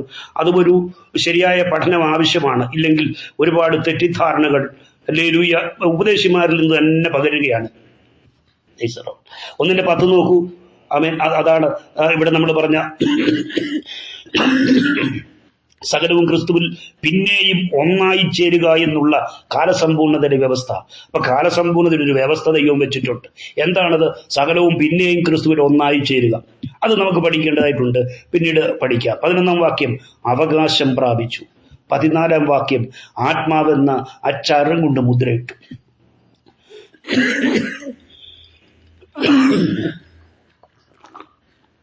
ഞാനൊന്നുകൂടെ പറയാം. 1:4 തെരഞ്ഞെടുത്തു, 5 ദത്തെടുത്തു, 6 മുൻനിയമിച്ചു, 7 വീണ്ടെടുത്തു, 8 ജ്ഞാനവും വിവേകവും നൽകി, 9 മുൻനിർണയിച്ചു. 9-ന്റെ 2-ാം ഭാഗം ദൈവഹിതത്തിന്റെ മർമ്മം നമ്മോട് അറിയിച്ചു. 11-ാം വാക്യം, അവകാശം പ്രാപിച്ചു. 14-ാം വാക്യം, ആത്മാവെന്ന അച്ചാരം കൊണ്ട് മുദ്രയിട്ടു. അതാ നമ്മുടെ ഉറപ്പ്. Guarantee of our final inheritance. ആമേൻ. ഇത് നമ്മുടെ ഉറപ്പ്. ആത്മാവിന്റെ മുദ്രയാണ് പുനരുത്ഥാനത്തിന്റെ ഉറപ്പ്. സ്തോത്രം. പുനരുത്ഥാനം. ആത്മാവെന്ന ആദ്യദാനം അങ്ങനെ പൗലോസ് പറയുന്നത്. റോമർ 8:23. ആത്മാവെന്ന ആദ്യദാനം. ആത്മാവ് ഇപ്പൊ എന്താണ്? ആദ്യത്തെ ദാനമാണ് കേട്ടോ. ഒരു അന്യഭാഷയുടെ അറ്റം കൊണ്ടിരിക്കരുത്. അനന്തമായ ദാനങ്ങൾ വേറെയുണ്ട്. Praise the lord. ആത്മാവെന്ന ആദ്യദാനം ലഭിച്ചിരിക്കുന്ന നാമം നമ്മുടെ ശരീരത്തിന്റെ വീണ്ടെടുപ്പായ പുത്രത്വത്തിന് കാത്തുകൊണ്ട് ഞരങ്ങുന്നു, ഉള്ളിൽ ഞരങ്ങുന്നു. ഈ ഞരക്കമുണ്ടോ? മനുഷ്യന് മാത്രമല്ല. റോമർ 8:23 ഞാൻ പറഞ്ഞത്. മനുഷ്യന് മാത്രമല്ല, സർവ്വ സൃഷ്ടിയും ഇന്ന് വരെ ഒരുപോലെ ഞരങ്ങി ഈറ്റുനോവോടിയിരിക്കുന്നെന്നാണ് പൗലോസ് നമ്മെ പഠിപ്പിക്കുന്നത്. റോമർ 8:19 മുതൽ 22 വരെ. സൃഷ്ടി ദൈവപുത്രന്മാരുടെ വെളിപ്പാടിനെ ആകാംക്ഷയോടെ കാത്തിരിക്കുന്നു. ആ ദൈവപുത്രന്മാർ വെളിപ്പെടുന്ന ഒരു ദിവസമുണ്ട്. Praise the lord. അവന്റെ സ്വരൂപത്തിൽ ഉണർന്ന് വെളിപ്പെടുന്ന ഒരു ദിവസമുണ്ട്. ആമേൻ. അന്നേ ലോകം അറിയത്തുള്ളൂ ഇവൻ ആരാണ്. ഇന്ന് വളഞ്ഞും പൊളഞ്ഞും ഒക്കെ ഇരിക്കും, പക്ഷെ നീ ആരാണെന്ന് ലോകം കാണുന്ന ഒരു ദിവസമുണ്ട്. സൃഷ്ടി ദൈവപുത്രന്മാരുടെ വെളിപ്പാടിനെ ആകാംക്ഷയോടെ കാത്തിരിക്കുന്നു. സൃഷ്ടി ദ്രവത്വത്തിന്റെ ദാസ്യത്തിൽ, ഇന്ന് സൃഷ്ടിയെല്ലാം ദ്രവിച്ചു പോകും, എന്നാൽ സൃഷ്ടി മുഴുവനും ചിന്തിക്കുകയാണ് ദ്രവത്വത്തിന്റെ ദാസ്യത്തിൽ നിന്നുള്ള വിടുതൽ. അതെന്നാ നടക്കുന്നത്? ദൈവമക്കളുടെ തേജസ്സാകുന്ന സ്വാതന്ത്ര്യം ലഭിക്കുന്ന ദിവസം. ദൈവമക്കളുടെ രൂപാന്തരത്തിന്റെ സമയത്താണ് സൃഷ്ടി ദ്രവത്വത്തിന്റെ ദാസ്യത്തിൽ നിന്ന് വിടുതൽ പ്രാപിക്കുന്നത് എന്നുള്ള ആശയോടെ മായയ്ക്ക് കീഴ്പ്പെട്ടിരിക്കുകയാ സർവ്വ സൃഷ്ടിയും ഇന്ന് വരെ ഒരുപോലെ ഞരങ്ങി ഈറ്റുനോവോടിരിക്കുന്നു. Praise the lord. എന്റെ പ്രിയപ്പെട്ടവരെ, സൃഷ്ടിയിൽ, അതായത് ക്രിയേഷനിൽ വെളിപ്പെട്ട ദൈവശക്തി പിന്നീട് റീക്രിയേഷനിലും വെളിപ്പെട്ടു. Praise the Lord. ഇതൊക്കെ ദൈവം അനുവദിച്ചാൽ നമുക്ക് ആ ഉൽപ്പത്തി പുസ്തകത്തിന്റെ പഠനത്തിലേക്ക് വരുമ്പോൾ ഇത് പഠിക്കാം. നോക്കൂ, ക്രിയേഷനിൽ പരിശുദ്ധാത്മശക്തി വെളിപ്പെട്ടു. ഏതാ? നിന്റെ മേൽ വ്യാപരിക്കുന്ന ആത്മശക്തി വെളിപ്പെട്ട കാര്യം പറയുന്നത്. Price the Lord. സൃഷ്ടിയിൽ വെളിപ്പെട്ടു, പുനഃസൃഷ്ടിയിൽ, റീക്രിയേഷൻ. ഭൂമി പാഴും ശൂന്യമായതിനു ശേഷം ഭൂമിയെ ദൈവം പുതുക്കി പണിതെടുക്കുമ്പോൾ ആ റീക്രിയേഷനും ദൈവശക്തി വെളിപ്പെട്ടു. ക്രിയേഷനിലും റീക്രിയേഷനും വെളിപ്പെട്ട ശക്തി ക്രൂശിലെ വീണ്ടെടുപ്പിലും റിഡംഷനിലും വെളിപ്പെട്ടു. Praise the lord. ആമേൻ. ആത്മാവിന്റെ വീണ്ടെടുപ്പാണ് നടന്നത്, അതിലും വെളിപ്പെട്ടു. ഇനി നമ്മുടെ ശരീരത്തിന്റെ വീണ്ടെടുപ്പായ റാപ്ചറിലും ആത്മശക്തി വെളിപ്പെടും. അകത്ത് ആത്മശക്തി, ആത്മാവ് ഉണ്ടെങ്കിൽ, പ്രൈസ് ദി ലോർഡ്, ആമേൻ, നാം ഉയർന്നെഴുന്നേറ്റു. ശ്രദ്ധിക്കൂ, പ്രപഞ്ച സൃഷ്ടിക്കായി ദൈവത്തിന് ഒരു വാക്ക് പറഞ്ഞാൽ മതി. ഉണ്ടാകട്ടെ, ഉണ്ടാകട്ടെ, ഉണ്ടാകട്ടെ. എല്ലാം ഉണ്ടായി. പക്ഷെ നിന്നെ വീണ്ടെടുക്കാൻ ദൈവത്തിന് മനുഷ്യനായി ഭൂമിയിൽ ഇറങ്ങി വന്ന് ക്രൂശിൽ മരിക്കേണ്ടി വന്നു. Price the lord, praise the lord, ഹല്ലേലൂയ. ഇത് പറഞ്ഞാലൊന്നും ജനം കൈയടിക്കത്തില്ല. കുഞ്ഞെ, നിന്റെ വിസ സ്റ്റാമ്പ് ചെയ്യുന്നെന്ന് പറഞ്ഞാൽ കൈയടിച്ച് പൊട്ടിക്കും. ക്രൂശിൽ നിന്റെ വീണ്ടെടുപ്പിന് വേണ്ടി ദൈവത്തിന് മനുഷ്യനായി ഇറങ്ങി വരേണ്ടി വന്നു. പങ്കപ്പാട് സഹിക്കേണ്ടി വന്നു. കല്ലറയ്ക്കുള്ളിൽ കിടക്കേണ്ടി വന്നു. പ്രിയരെ, നമുക്ക് മുമ്പേ അവന്റെ രാജ്യവും നീതി അന്വേഷിക്കാം. ഓക്കെ, നമുക്ക് വീണ്ടും മുന്നോട്ട് പോകാം. 1 മുതൽ, സമയം കടന്നു പോകുന്നുള്ളൂ, 1 മുതൽ 3 വരെയുള്ള അധ്യായങ്ങളിൽ ഉപദേശമായിരുന്നു. ഉപദേശമൊക്കെ വ്യക്തമാക്കി. എന്നാൽ 4, 5, 6 അധ്യായങ്ങളിൽ അതിന്റെ പ്രായോഗിക വശം പറയുകയാണ്. 4-ാം അധ്യായത്തിൽ ദൈവമക്കൾ എവിടെയാണെന്നാണ് പഠിച്ചത്? ദൈവമക്കൾ സഭയിലാണ്. സഭയിൽ എങ്ങനെ നടക്കണം, എങ്ങനെ നടക്കരുതെന്ന കാര്യങ്ങളൊക്കെ കഴിഞ്ഞ ക്ലാസ്സിൽ ഞാൻ പറഞ്ഞായിരുന്നു. എത്ര പേര് കേട്ടു എനിക്കറിയത്തില്ല. ഇപ്പോൾ ഇത് ചോദിച്ചാൽ എത്ര പേര് പറയും സഭയിൽ എങ്ങനെ നടക്കണം? ജീവനുള്ള ദൈവത്തിന്റെ മന്ദിരമായ സഭയിൽ എങ്ങനെ നടക്കേണ്ടത്? എങ്ങനെ? ഐക്യതയിൽ നടക്കുക, വിശുദ്ധിയിൽ നടക്കുക, അർപ്പിച്ചതുപോലെ നടക്കണം, സ്നേഹത്തിൽ നടക്കണം, വിനയത്തോടെ നടക്കണം, സൗമ്യതയോടെ നടക്കണം, ദീർഘക്ഷമയോടെ നടക്കണം. Price the Lord. 5-ാം അധ്യായത്തിലേക്ക് പോകുമ്പോൾ വെളിച്ചത്തിൽ നടക്കണം. 5:9 വെളിച്ചത്തിൽ നടക്കണം. 5:15 ജ്ഞാനികളായി നടക്കണം. അയ്യോ, ചിലർ ദൈവസന്നിധി കയറി നിന്നിട്ട് വചനം പ്രസംഗിക്കാൻ നിൽക്കുമ്പോൾ എനിക്കൊന്നും അറിയത്തില്ല, പിന്നെ എന്തിനാ നിന്നെ കയറ്റി നിർത്തിയേ? എനിക്ക് ഇതേക്കുറിച്ച് ഒന്നും അറിയാൻ വയ്യാത്ത ചെയ്യുന്ന പണിയല്ല സുവിശേഷീകരണം. Price the Lord. ദൈവത്തിൽ നിന്ന് പ്രാപിച്ചു പറയേണ്ടതാ. എനിക്കൊന്നും അങ്ങനെ പറയരുത്.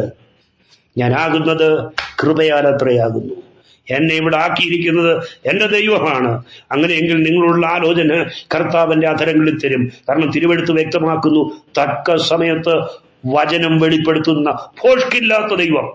ദൈവം വിളിച്ചതാണെന്ന് ബോധ്യമുണ്ടെങ്കിൽ നിന്റെ നാവിൽ ദൈവം തക്ക സമയത്ത് വചനം വെളിപ്പെടുത്തി തരും. Price the Lord. 6-ാം അധ്യായം എന്താണ് പറഞ്ഞത്? ജയാളികളായി നടക്കണം.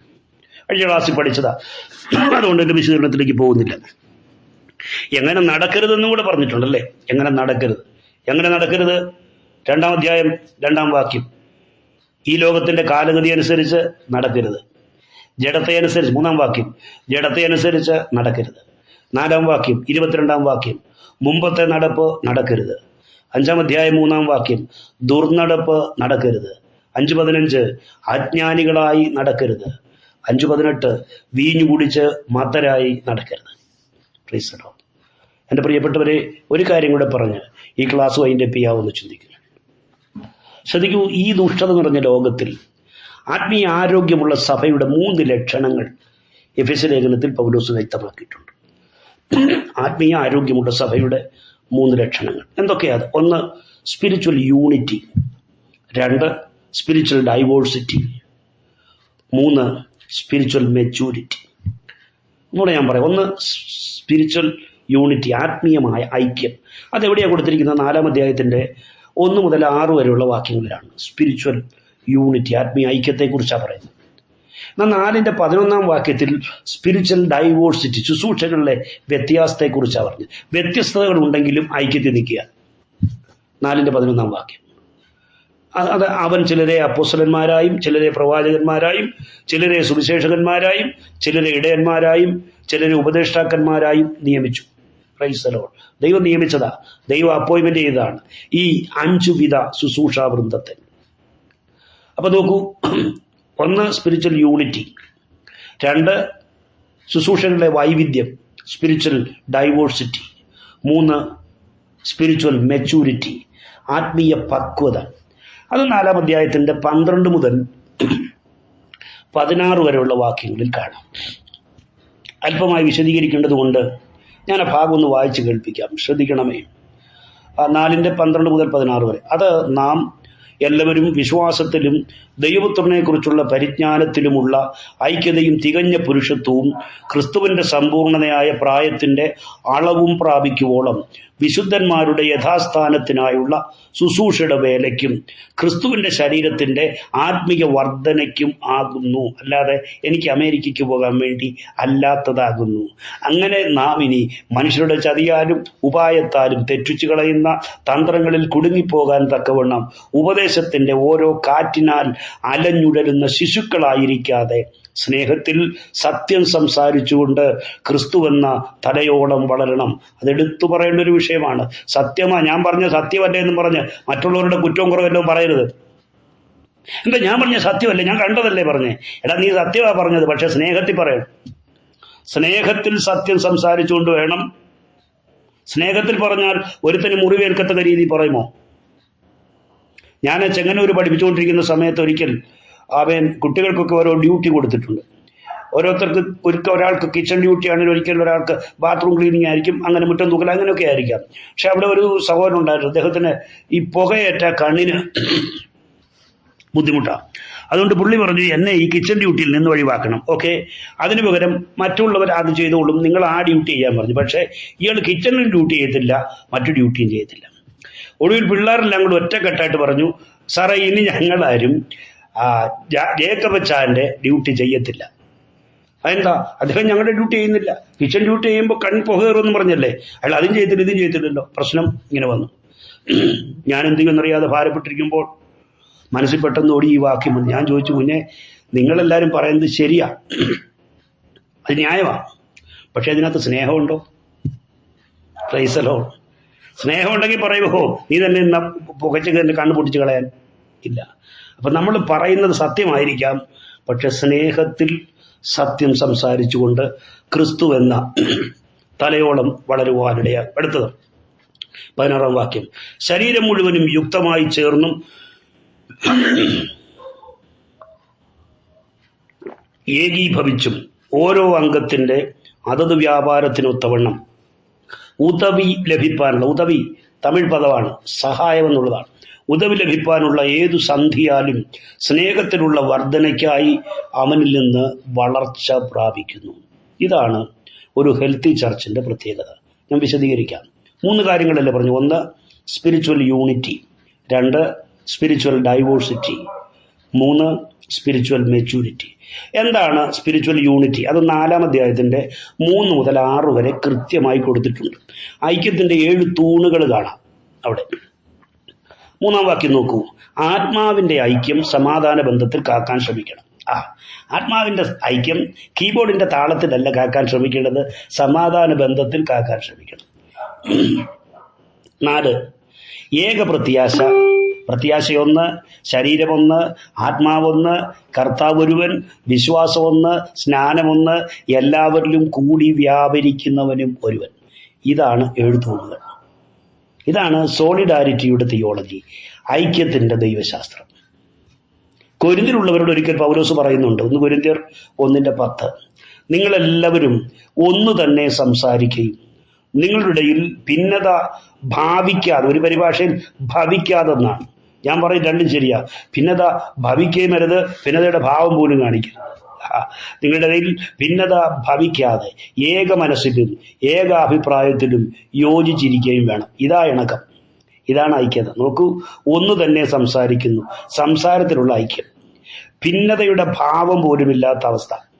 മാനസികമായ ഐക്യം ഏക മനസ്സിൽ, അഭിപ്രായത്തിലുള്ള ഐക്യം ഏക അഭിപ്രായത്തിൽ യോജിച്ചിരിക്കുക. ഇതാണ് ഐക്യം. നമ്മളൊക്കെ ഉപവാസ പ്രാർത്ഥന തുടങ്ങുമ്പോൾ ഇങ്ങനെ പറയാറുണ്ട്, എനിക്ക് ആരോടും ഒന്നുമില്ല. മനസ്സിലെന്താ പറയും? എന്നോടുണ്ട് എനിക്കൊരു യൂക്ക് വയ്ക്കാൻ.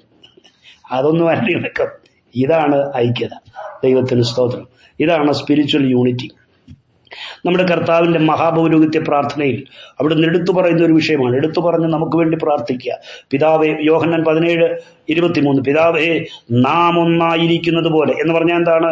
പിതാവായ ദൈവവും പുത്രനായ ദൈവവും പരിശുദ്ധാത്മാ ദൈവവും ഒന്നായിരിക്കുന്നത് പോലെ, പിതാവേ നാം ഒന്നായിരിക്കുന്നത് പോലെ അവരും നമ്മിൽ ഒന്നാകേണ്ടതിന് ഞാൻ അവരിലും നീ എന്നിലുമായി അവർ ഐക്യത്തിൽ തികഞ്ഞവരാകേണ്ടതിന് പ്രാർത്ഥിക്കുന്നു. എൻ്റെ മക്കളെ, ആരുടെ പ്രാർത്ഥന ഫലിച്ചില്ലെങ്കിലും എൻ്റെ യേശുവിൻ്റെ പ്രാർത്ഥന ഫലിക്കണം. ഈസലോ കർത്താവ് പ്രാർത്ഥിച്ചതാ. നാമൊക്കെ ജനിക്കുന്നതിന് മുമ്പേ നമ്മൾ ഐക്യത്തിൽ തികഞ്ഞവരായിരിക്കണമെന്ന് കർത്താവ് പ്രാർത്ഥിച്ചതാ ഗത്സമനയിൽ വെച്ച്. പക്ഷെ നമ്മുടെ ജീവിതത്തിൽ ഇതുവരെയും ആ പ്രാർത്ഥന ഫലിച്ചിട്ടില്ലെന്നാ പലരുടെ ഇടപാട് കാണുമ്പോൾ മനസ്സിലാകുന്നത്. അഭിപ്രായ വ്യത്യാസം അതെല്ലായിടത്തുമുണ്ട്. പണ്ട് ആദിമസഭയിലും ഭീകരമായ അഭിപ്രായ വ്യത്യാസങ്ങൾ ഉണ്ടായിട്ടുണ്ട്. പൈസറോ എന്നിട്ടും ദൈവസഭ തകർന്നു പോയില്ല കേട്ടോ. എന്തുകൊണ്ട് തകർന്നില്ല? ഉത്തരം സ്പിരിച്വൽ മെച്യൂരിറ്റി ഉണ്ടായിരുന്നു, ആത്മീയ പക്വതയുണ്ടായിരുന്നു. അതുകൊണ്ടാണ്. 6-ാം അധ്യായത്തിലേക്ക് വരുമ്പോൾ അവിടെ ഒരു കൾച്ചറൽ കോൺഫ്ലിക്റ്റ്, സാംസ്കാരികമായ ഒരു സംഘട്ടനമാണ് നടക്കുന്നത്. ക്രൈസ്തവരും യഹൂദന്മാരും യവനരും തമ്മിലുള്ളതാണ്. എബ്രായ ഭാഷക്കാരും യവന ഭാഷക്കാരും തമ്മിലുണ്ടായ അഭിപ്രായ വ്യത്യാസം വളരെ സെന്റിമെന്റലാണ്, സെൻസിറ്റീവാണ്, റേഷ്യലാണ്, കമ്മ്യൂണലാണ്. സഭ 16 കഷണമാകേണ്ടതാണ്. മനസ്സിലോ? നമ്മുടെയൊക്കെ സഭയിൽ ആരെങ്കിലും ഒരാൾ ഹല്ലേലൂയ ഒന്ന് മിണ്ടിയില്ലെന്ന് പറഞ്ഞാൽ മതി സഭ പൊളിയാൻ. നോക്കൂ, ഇത്രയും വലിയ പ്രശ്നമായിരുന്നു. പക്ഷേ സഭ പിളർന്നില്ല. കാരണം ആദിമസഭ സമ്പത്തിന്റെ കൂമ്പാരമൊന്നും നേടിയില്ലെങ്കിലും വലിയ കെട്ടിടങ്ങളൊന്നും പണിതില്ലെങ്കിലും ആത്മീയ പക്വത പ്രാപിച്ചിരുന്നു, സ്പിരിച്വൽ മെച്യൂരിറ്റി പ്രാപിച്ചിരുന്നു. Praise the lord. രണ്ടാമത്തെ അഭിപ്രായ വ്യത്യാസം ആദ്യത്തെ യെരുശലേം കൗൺസിൽ കൂടിയപ്പോഴാണ്. ആദിമസഭയിലെ പ്രൈസ് ദി ലോർഡ് രണ്ടാമത്തെ അഭിപ്രായ വ്യത്യാസം അത് ആദ്യത്തെ യെരുശലേം കൗൺസിൽ കൂടിയപ്പോഴാണ്. പ്രവൃത്തികളുടെ പുസ്തകം 15-ാം അധ്യായത്തിൽ അത് കാണാം. 1-ാം വാക്യം. അത് ഉപദേശ സംബന്ധമായ ഒരു അഭിപ്രായ വ്യത്യാസമായിരുന്നു. ഡോക്ട്രിനൽ കോൺഫ്ലിക്റ്റ് എന്ന് അതിനെക്കുറിച്ച് പറയാം. Doctrinal conflict. വിശ്വാസികൾ പരിച്ഛേദന സ്വീകരിക്കണമെന്ന് ഒരു വിഭാഗം അഭിപ്രായപ്പെട്ടപ്പോൾ മറുവിഭാഗം അതിനെ എതിർത്തു. പൗലോസും മറ്റും അതിനെ എതിർത്തു. ജൂയിഷ് ലീഗലിസം സഭയ്ക്കകത്ത് കയറിയതിൻ്റെ ഭാഗമാണ് പരിച്ഛേദന ആവശ്യമായിട്ട് അവർ വരുന്നത്. അപ്പോസ്തലപ്രവൃത്തി 15:6 എഴുതിയിരിക്കുന്നത് വളരെ തർക്കമുണ്ടായി. പക്ഷെ സഭ പൊളിഞ്ഞില്ല, സഭ പിളർന്നില്ല. യാഥാസ്ഥികരായ യഹൂദന്മാരിൽ ഒരു ഭാഗം സ്നാനം മാത്രം പോരാ, പരിച്ഛേദനയെ വേണമെന്ന് വാദിച്ചു. പൗലോസിന്റെ ഒപ്പമുള്ള വിജാതീയരെ പരിച്ഛേദന ഏൽപ്പിക്കണമെന്നാണ് വാദം. സഹി കെട്ടിട്ട് പൗലോസ് പറയുന്ന ഒരു കാര്യമുണ്ട്, ഞാനങ്ങ് പറയാം, എന്നോടാരും പിണങ്ങരുത്. പൗലോസ് പറഞ്ഞതാ. ഗലാത്യർ ലേഖനം 5:12. ഗലാത്യർ 5:12 ഇവർക്കുള്ള മറുപടി പൗലോസ് പറയുന്നുണ്ട്.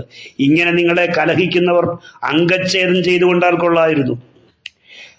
പരിച്ഛേദനയ്ക്കായിട്ട് അഗ്രചർമ്മം മുറിക്കാനായിട്ട് നീ തിടുക്കപ്പെടണ്ടടാ, മൊത്തം കണ്ടിച്ചേക്കാൻ, അംഗം മൊത്തം ഛേദിച്ച് കളഞ്ഞേക്കാനാ പുള്ളി പറയുന്നു. ഈ സംഭവം സഭയെ പിളർത്താൻ മതിയായതായിരുന്നു. പക്ഷെ സഭ പിളർന്നില്ല. സ്തോത്രം. എന്താ കാരണം? ആത്മീയ പക്വത. നമ്മുടെ സഭയിൽ ആള് കുറവാണെങ്കിലും ഓരോ വ്യക്തികളും ആത്മീയ പക്വതയുള്ളവരായിത്തീരണം. അതേ അധ്യായത്തിൽ തന്നെ മറ്റൊരു തർക്കമുണ്ടായി. അത് ഭയങ്കരമായ തർക്കമാണ്. ബർന്നബാസും പൗലോസും തമ്മിലായിരുന്നു ആ തർക്കം. അത് മിഷണറിമാർ തമ്മിലുള്ള തർക്കം. 35 മുതൽ 40 വരെ. 15-ന്റെ അപ്പോസ്തലപ്രവൃത്തികൾ 15-ന്റെ 35 മുതൽ 40 വരെയുള്ള വാക്യങ്ങൾ. പൗലോസും ബർന്നബാസും തമ്മിലാണ്. തങ്ങളുടെ പ്രവർത്തനത്തിൽ ഉടലെടുത്ത സഭകൾ, മുമ്പുള്ള തങ്ങളുടെ മിഷണറി യാത്രകളിൽ ഉടലെടുത്ത സഭകൾ എങ്ങനെ ഇരിക്കുന്നു എന്ന് അറിയേണ്ടതിന് അവിടെയൊക്കെ ഒന്ന് പോയിട്ട് വരാനായിട്ട് പൗലോസ് തീരുമാനിച്ചു. ബർന്നബാസും കൂടെ തീരുമാനിച്ചപ്പോൾ മർക്കോസ് എന്ന യോഹന്നാനെ കൂട്ടിക്കൊണ്ടു പോകാനാണ് ബർന്നബാസ് താല്പര്യം കാണിച്ചത്. മർക്കോസ് എന്നും മറുപേരുള്ള യോഹന്നാൻ എന്ന പുസ്തകത്തിൽ കാണാം. എന്നാൽ പൗലോസ് അതിനെ ശക്തമായിട്ട് എതിർത്തു. അതിന് കാരണമുണ്ട്. 37-ാം വാക്യത്തിൽ കാരണം പറയുന്നുണ്ട്. ആദ്യം പകുതിക്ക് വെച്ച് ശുശ്രൂഷ നിർത്തി മടങ്ങിപ്പോയവനായ യോഹന്നാൻ. ഹൈസലോ. ആദ്യ യാത്രയിലെ കലപ്പയ്ക്ക് കൈവച്ച ശേഷം പകുതിക്ക് വെച്ച് നിർത്തിപ്പോയ ആളാണ് ഈ മർക്കോസ് എന്ന യോഹന്നാൻ. ഒത്തിരി തർക്കമൊക്കെ ഉണ്ടായി. പൗലോസ് അവനെ കൊണ്ടുപോയില്ല, പകരം ശീലാസിനെ കൂട്ടി കൊണ്ടുപോയി. പക്ഷെ പിൽക്കാലത്ത് പൗലോസ് റോമിലെ കാരാഗ്രഹത്തിൽ കിടന്നുകൊണ്ട് പറയുന്നു, മർക്കോസ് എനിക്ക് ശുശ്രൂഷയ്ക്ക് ഉപയോഗമുള്ളവനാകയാൽ അവനെയും കൊണ്ടുവരിക. മനസ്സിലായോ? ദൈവകുഞ്ഞുങ്ങളുടെ മനസ്സിൽ സ്ഥിരമായ വൈരമൊന്നും വെച്ചേക്കരുത്, സ്ഥിരമായ പിണക്കൊന്നും വെച്ചേക്കരുത്. സൂര്യൻ അസ്തമിക്കുവോളം കോപം വെച്ചുകൊണ്ടിരിക്കരുത്. വെച്ചുകൊണ്ടിരുന്നാൽ പിശാചിന് ഇടം കൊടുക്കുകയാണെന്ന് തിരുവചനം നമ്മെ പഠിപ്പിക്കുന്നു. സ്തോത്രം. പൗലോസ് ഇതിനെ ശക്തമായിട്ട് എതിർത്തു. ഒരിക്കൽ കലപ്പയ്ക്ക് കൈവച്ചിട്ട് മടങ്ങിപ്പോയെന്നല്ലേ, അവനെ കൊണ്ടുപോകണ്ട. ആ സംഭവം അപ്പോസ്തലപ്രവൃത്തികൾ 13:13 കാണാം കേട്ടോ. അപ്പോസ്തലപ്രവൃത്തികൾ 13:13 ഞാനത് വായിക്കാം. പൗലോസും കൂടെയുള്ളവരും പാഫോസിൽ നിന്ന് കപ്പൽ നീക്കി പമ്പുല്യ ദേശത്തിലെ പെർഗയ്ക്ക് ചെന്നു. അവിടെ വെച്ച് യോഹന്നാൻ അവരെ വിട്ടുപിരിഞ്ഞു യെരുശലേമിലേക്ക് മടങ്ങിപ്പോയി. ഇതാ കാരണം. Price the Lord. ഈ സംഭവം, ഈ വാദം, ഇതേക്കുറിച്ച് ബർന്നബാസുമായിട്ട് തർക്കിക്കുമ്പോൾ ഉഗ്രവാദമുണ്ടായെന്ന 15:38 പറയുന്നത്. ഉഗ്രവാദമുണ്ടായി, തമ്മിൽ പിരിഞ്ഞു. ബർന്നബാസ് മർക്കോസിനെ കൂടെ കൊണ്ടുപോയി. 39-ാം വാക്യം, പൗലോസ് ശീലാസിനെ തെരഞ്ഞെടുത്തു. പക്ഷേ സഭ തകർന്നില്ല, സഭ പിളർന്നില്ല. 40-ാം വാക്യം, സഭകളെ ഉറപ്പിച്ചു പോന്നു. Price the Lord. അഭിപ്രായത്തിൽ വ്യത്യാസമുണ്ടാകാം, പക്ഷെ സഭ വിളരുവാൻ അത് കാരണമായി തീരരുത്. സഭകളെ ഉറപ്പിച്ചു പോന്നു. അതേ, ആത്മീയ പക്വതയുണ്ടെങ്കിൽ ഒരു പ്രതികൂലത്തിനും ഒരഭിപ്രായ വ്യത്യാസത്തിനും സഭയെ തകർക്കാൻ കഴിയില്ലെന്ന്. അവർ രണ്ടായി പിരിഞ്ഞു പോയതുകൊണ്ട് 2 സഭയിലുണ്ടായത് 2 മിഷൻ ഫീൽഡാണ് ഉണ്ടായത്. Price the Lord. 2 മിഷൻ ഫീൽഡുകൾ ഉണ്ടായി. ശ്രദ്ധിക്കൂ, കൊരിന്തിലെ സഭയെ നമുക്കറിയാം, പ്രബലമായ 4 ഗ്രൂപ്പുകൾ ഉണ്ടായിരുന്നു, പക്ഷെ സഭ പിളർന്നില്ല. Praise the lord. ഹല്ലേലൂയ. ഇത് സെക്രട്ടറിക്ക് അല്ലെങ്കിൽ മൂപ്പന് പ്രബോധിപ്പിക്കാൻ കൊടുത്ത സമയം കുറഞ്ഞു പോയെന്ന് പറഞ്ഞ് സഭ പിളർത്തുന്ന കാലമാണ്. Price the Lord. പൗലോസിന്റെ പക്ഷക്കാർ, അപ്പല്ലോസിന്റെ പക്ഷക്കാർ, കേഫാവിന്റെ പക്ഷക്കാർ, ക്രിസ്തുവിന്റെ പക്ഷക്കാർ, എത്ര പക്ഷമായിരുന്നു അവിടെ. പക്ഷേ അഭിപ്രായങ്ങളിൽ വ്യത്യാസമുണ്ടായിരുന്നെങ്കിലും ആത്മാവിന്റെ ഐക്യത സമാധാന ബന്ധത്തിൽ കാക്കുവാൻ ശ്രമിച്ചാൽ സഭ വളരത്തില്ല. നിസ്സാര കാര്യത്തിന് വേണ്ടി സഭയെ പിളർത്തുന്നവർ ഇന്ന് ക്രിസ്തീയ ലോകത്തിൽ നിറഞ്ഞിരിക്കുകയാണ്. സോളിഡാരിറ്റിയുടെ, ഐക്യദാർഢ്യത്തിന്റെ ദൈവശാസ്ത്രം മുറുകെ പിടിച്ച ആദിമസഭ വൈവിധ്യങ്ങളുടെ നടുവിലും ഒറ്റക്കെട്ടായി നിന്നു.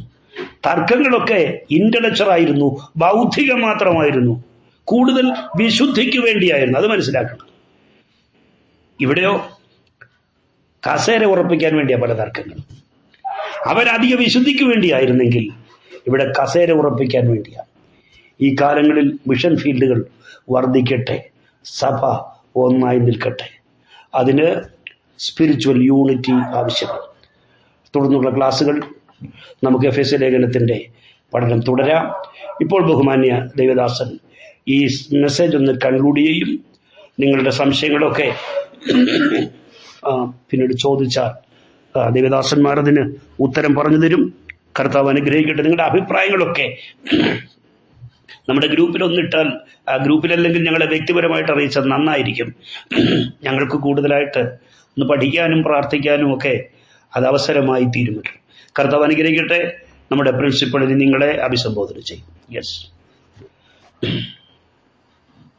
Price the lord, praise the lord. Hallelujah. കർത്താവിന് നന്ദിയോടെ നമുക്ക് സ്തോത്രം ചെയ്യാം. എഫേസ്യ ലേഖനത്തിൽ പൗലോസ് അപ്പോസ്തലൻ പറയുന്ന പോലെ വചനത്തിന്റെ മർമ്മങ്ങളെ ഗ്രഹിപ്പാൻ തക്കവണ്ണം കർത്താവ് നമ്മളെ ഈ സമയം ആക്കി വെച്ചതോർ നന്ദിയോടെ സ്തോത്രം ചെയ്യാം. നമ്മളെ കുറിച്ചുള്ള ദൈവത്തിന്റെ ആഗ്രഹങ്ങൾ, ദൈവത്തിന്റെ ആശകൾ, അതെല്ലാം വചനത്തിലൂടെ നമ്മൾ കേൾക്കുകയായിരുന്നു. നമ്മുടെ ഹൃദയ ദൃഷ്ടി പ്രകാശിക്കണം എന്ന് എഫേസ്യ ലേഖനത്തിലൂടെ നമ്മൾ കാണുക. കാരണം ദൈവത്തിന് നമ്മളെ കുറിച്ചുള്ള പദ്ധതികൾ അറിയുവാൻ, നമ്മൾ ദൈവത്തെ കൂടുതലായിട്ട് അടുത്തറിയുവാൻ, ദൈവിക ഉദ്ദേശങ്ങളെ മനസ്സിലാക്കുവാൻ എല്ലാമായിട്ട് നമ്മുടെ ഹൃദയ ദൃഷ്ടി എത്ര അധികമായിട്ട് പ്രകാശിക്കേണ്ടതിന്റെ ആവശ്യത്തെക്കുറിച്ച് നമ്മൾ കാണുക.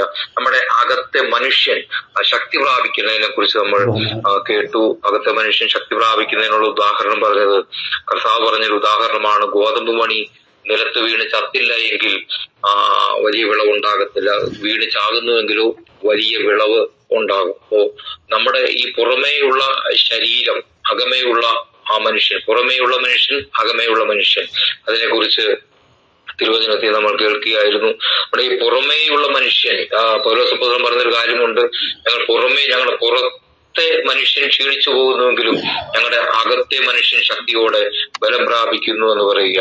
നമ്മുടെ ഈ പുറമേയുള്ള ഈ ജഡികമായ സ്വഭാവങ്ങളും വാഞ്ചകളും ആഗ്രഹങ്ങളും അതെല്ലാം മരിച്ചു പോകുന്തോറും നമ്മുടെ അകത്തെ മനുഷ്യൻ ശക്തിയോടെ ബലപ്പെട്ടു വരുമെന്ന് തിരുവചനത്തിൽ നമ്മൾ മനസ്സിലാക്കിയ. പലപ്പോഴും നമ്മുടെ അകത്തെ മനുഷ്യൻ ബലപ്പെടാത്തതിന് കാരണം പുറത്തെ മനുഷ്യൻ ശക്തിയോടെ ഇങ്ങനെ നിൽക്കുക, ആരുടെ മുമ്പിലും തലകുനിക്കാതെ, ദൈവത്തിന് മുമ്പിലും തലകുനിക്കാതെ, വചനത്തിന് മുമ്പിലും തലകുനിക്കാതെ, ഞാൻ എന്നുള്ള ഭാവത്തിൽ എപ്പോഴും നമ്മുടെ പുറമേ മനുഷ്യൻ, പുറമേയുള്ള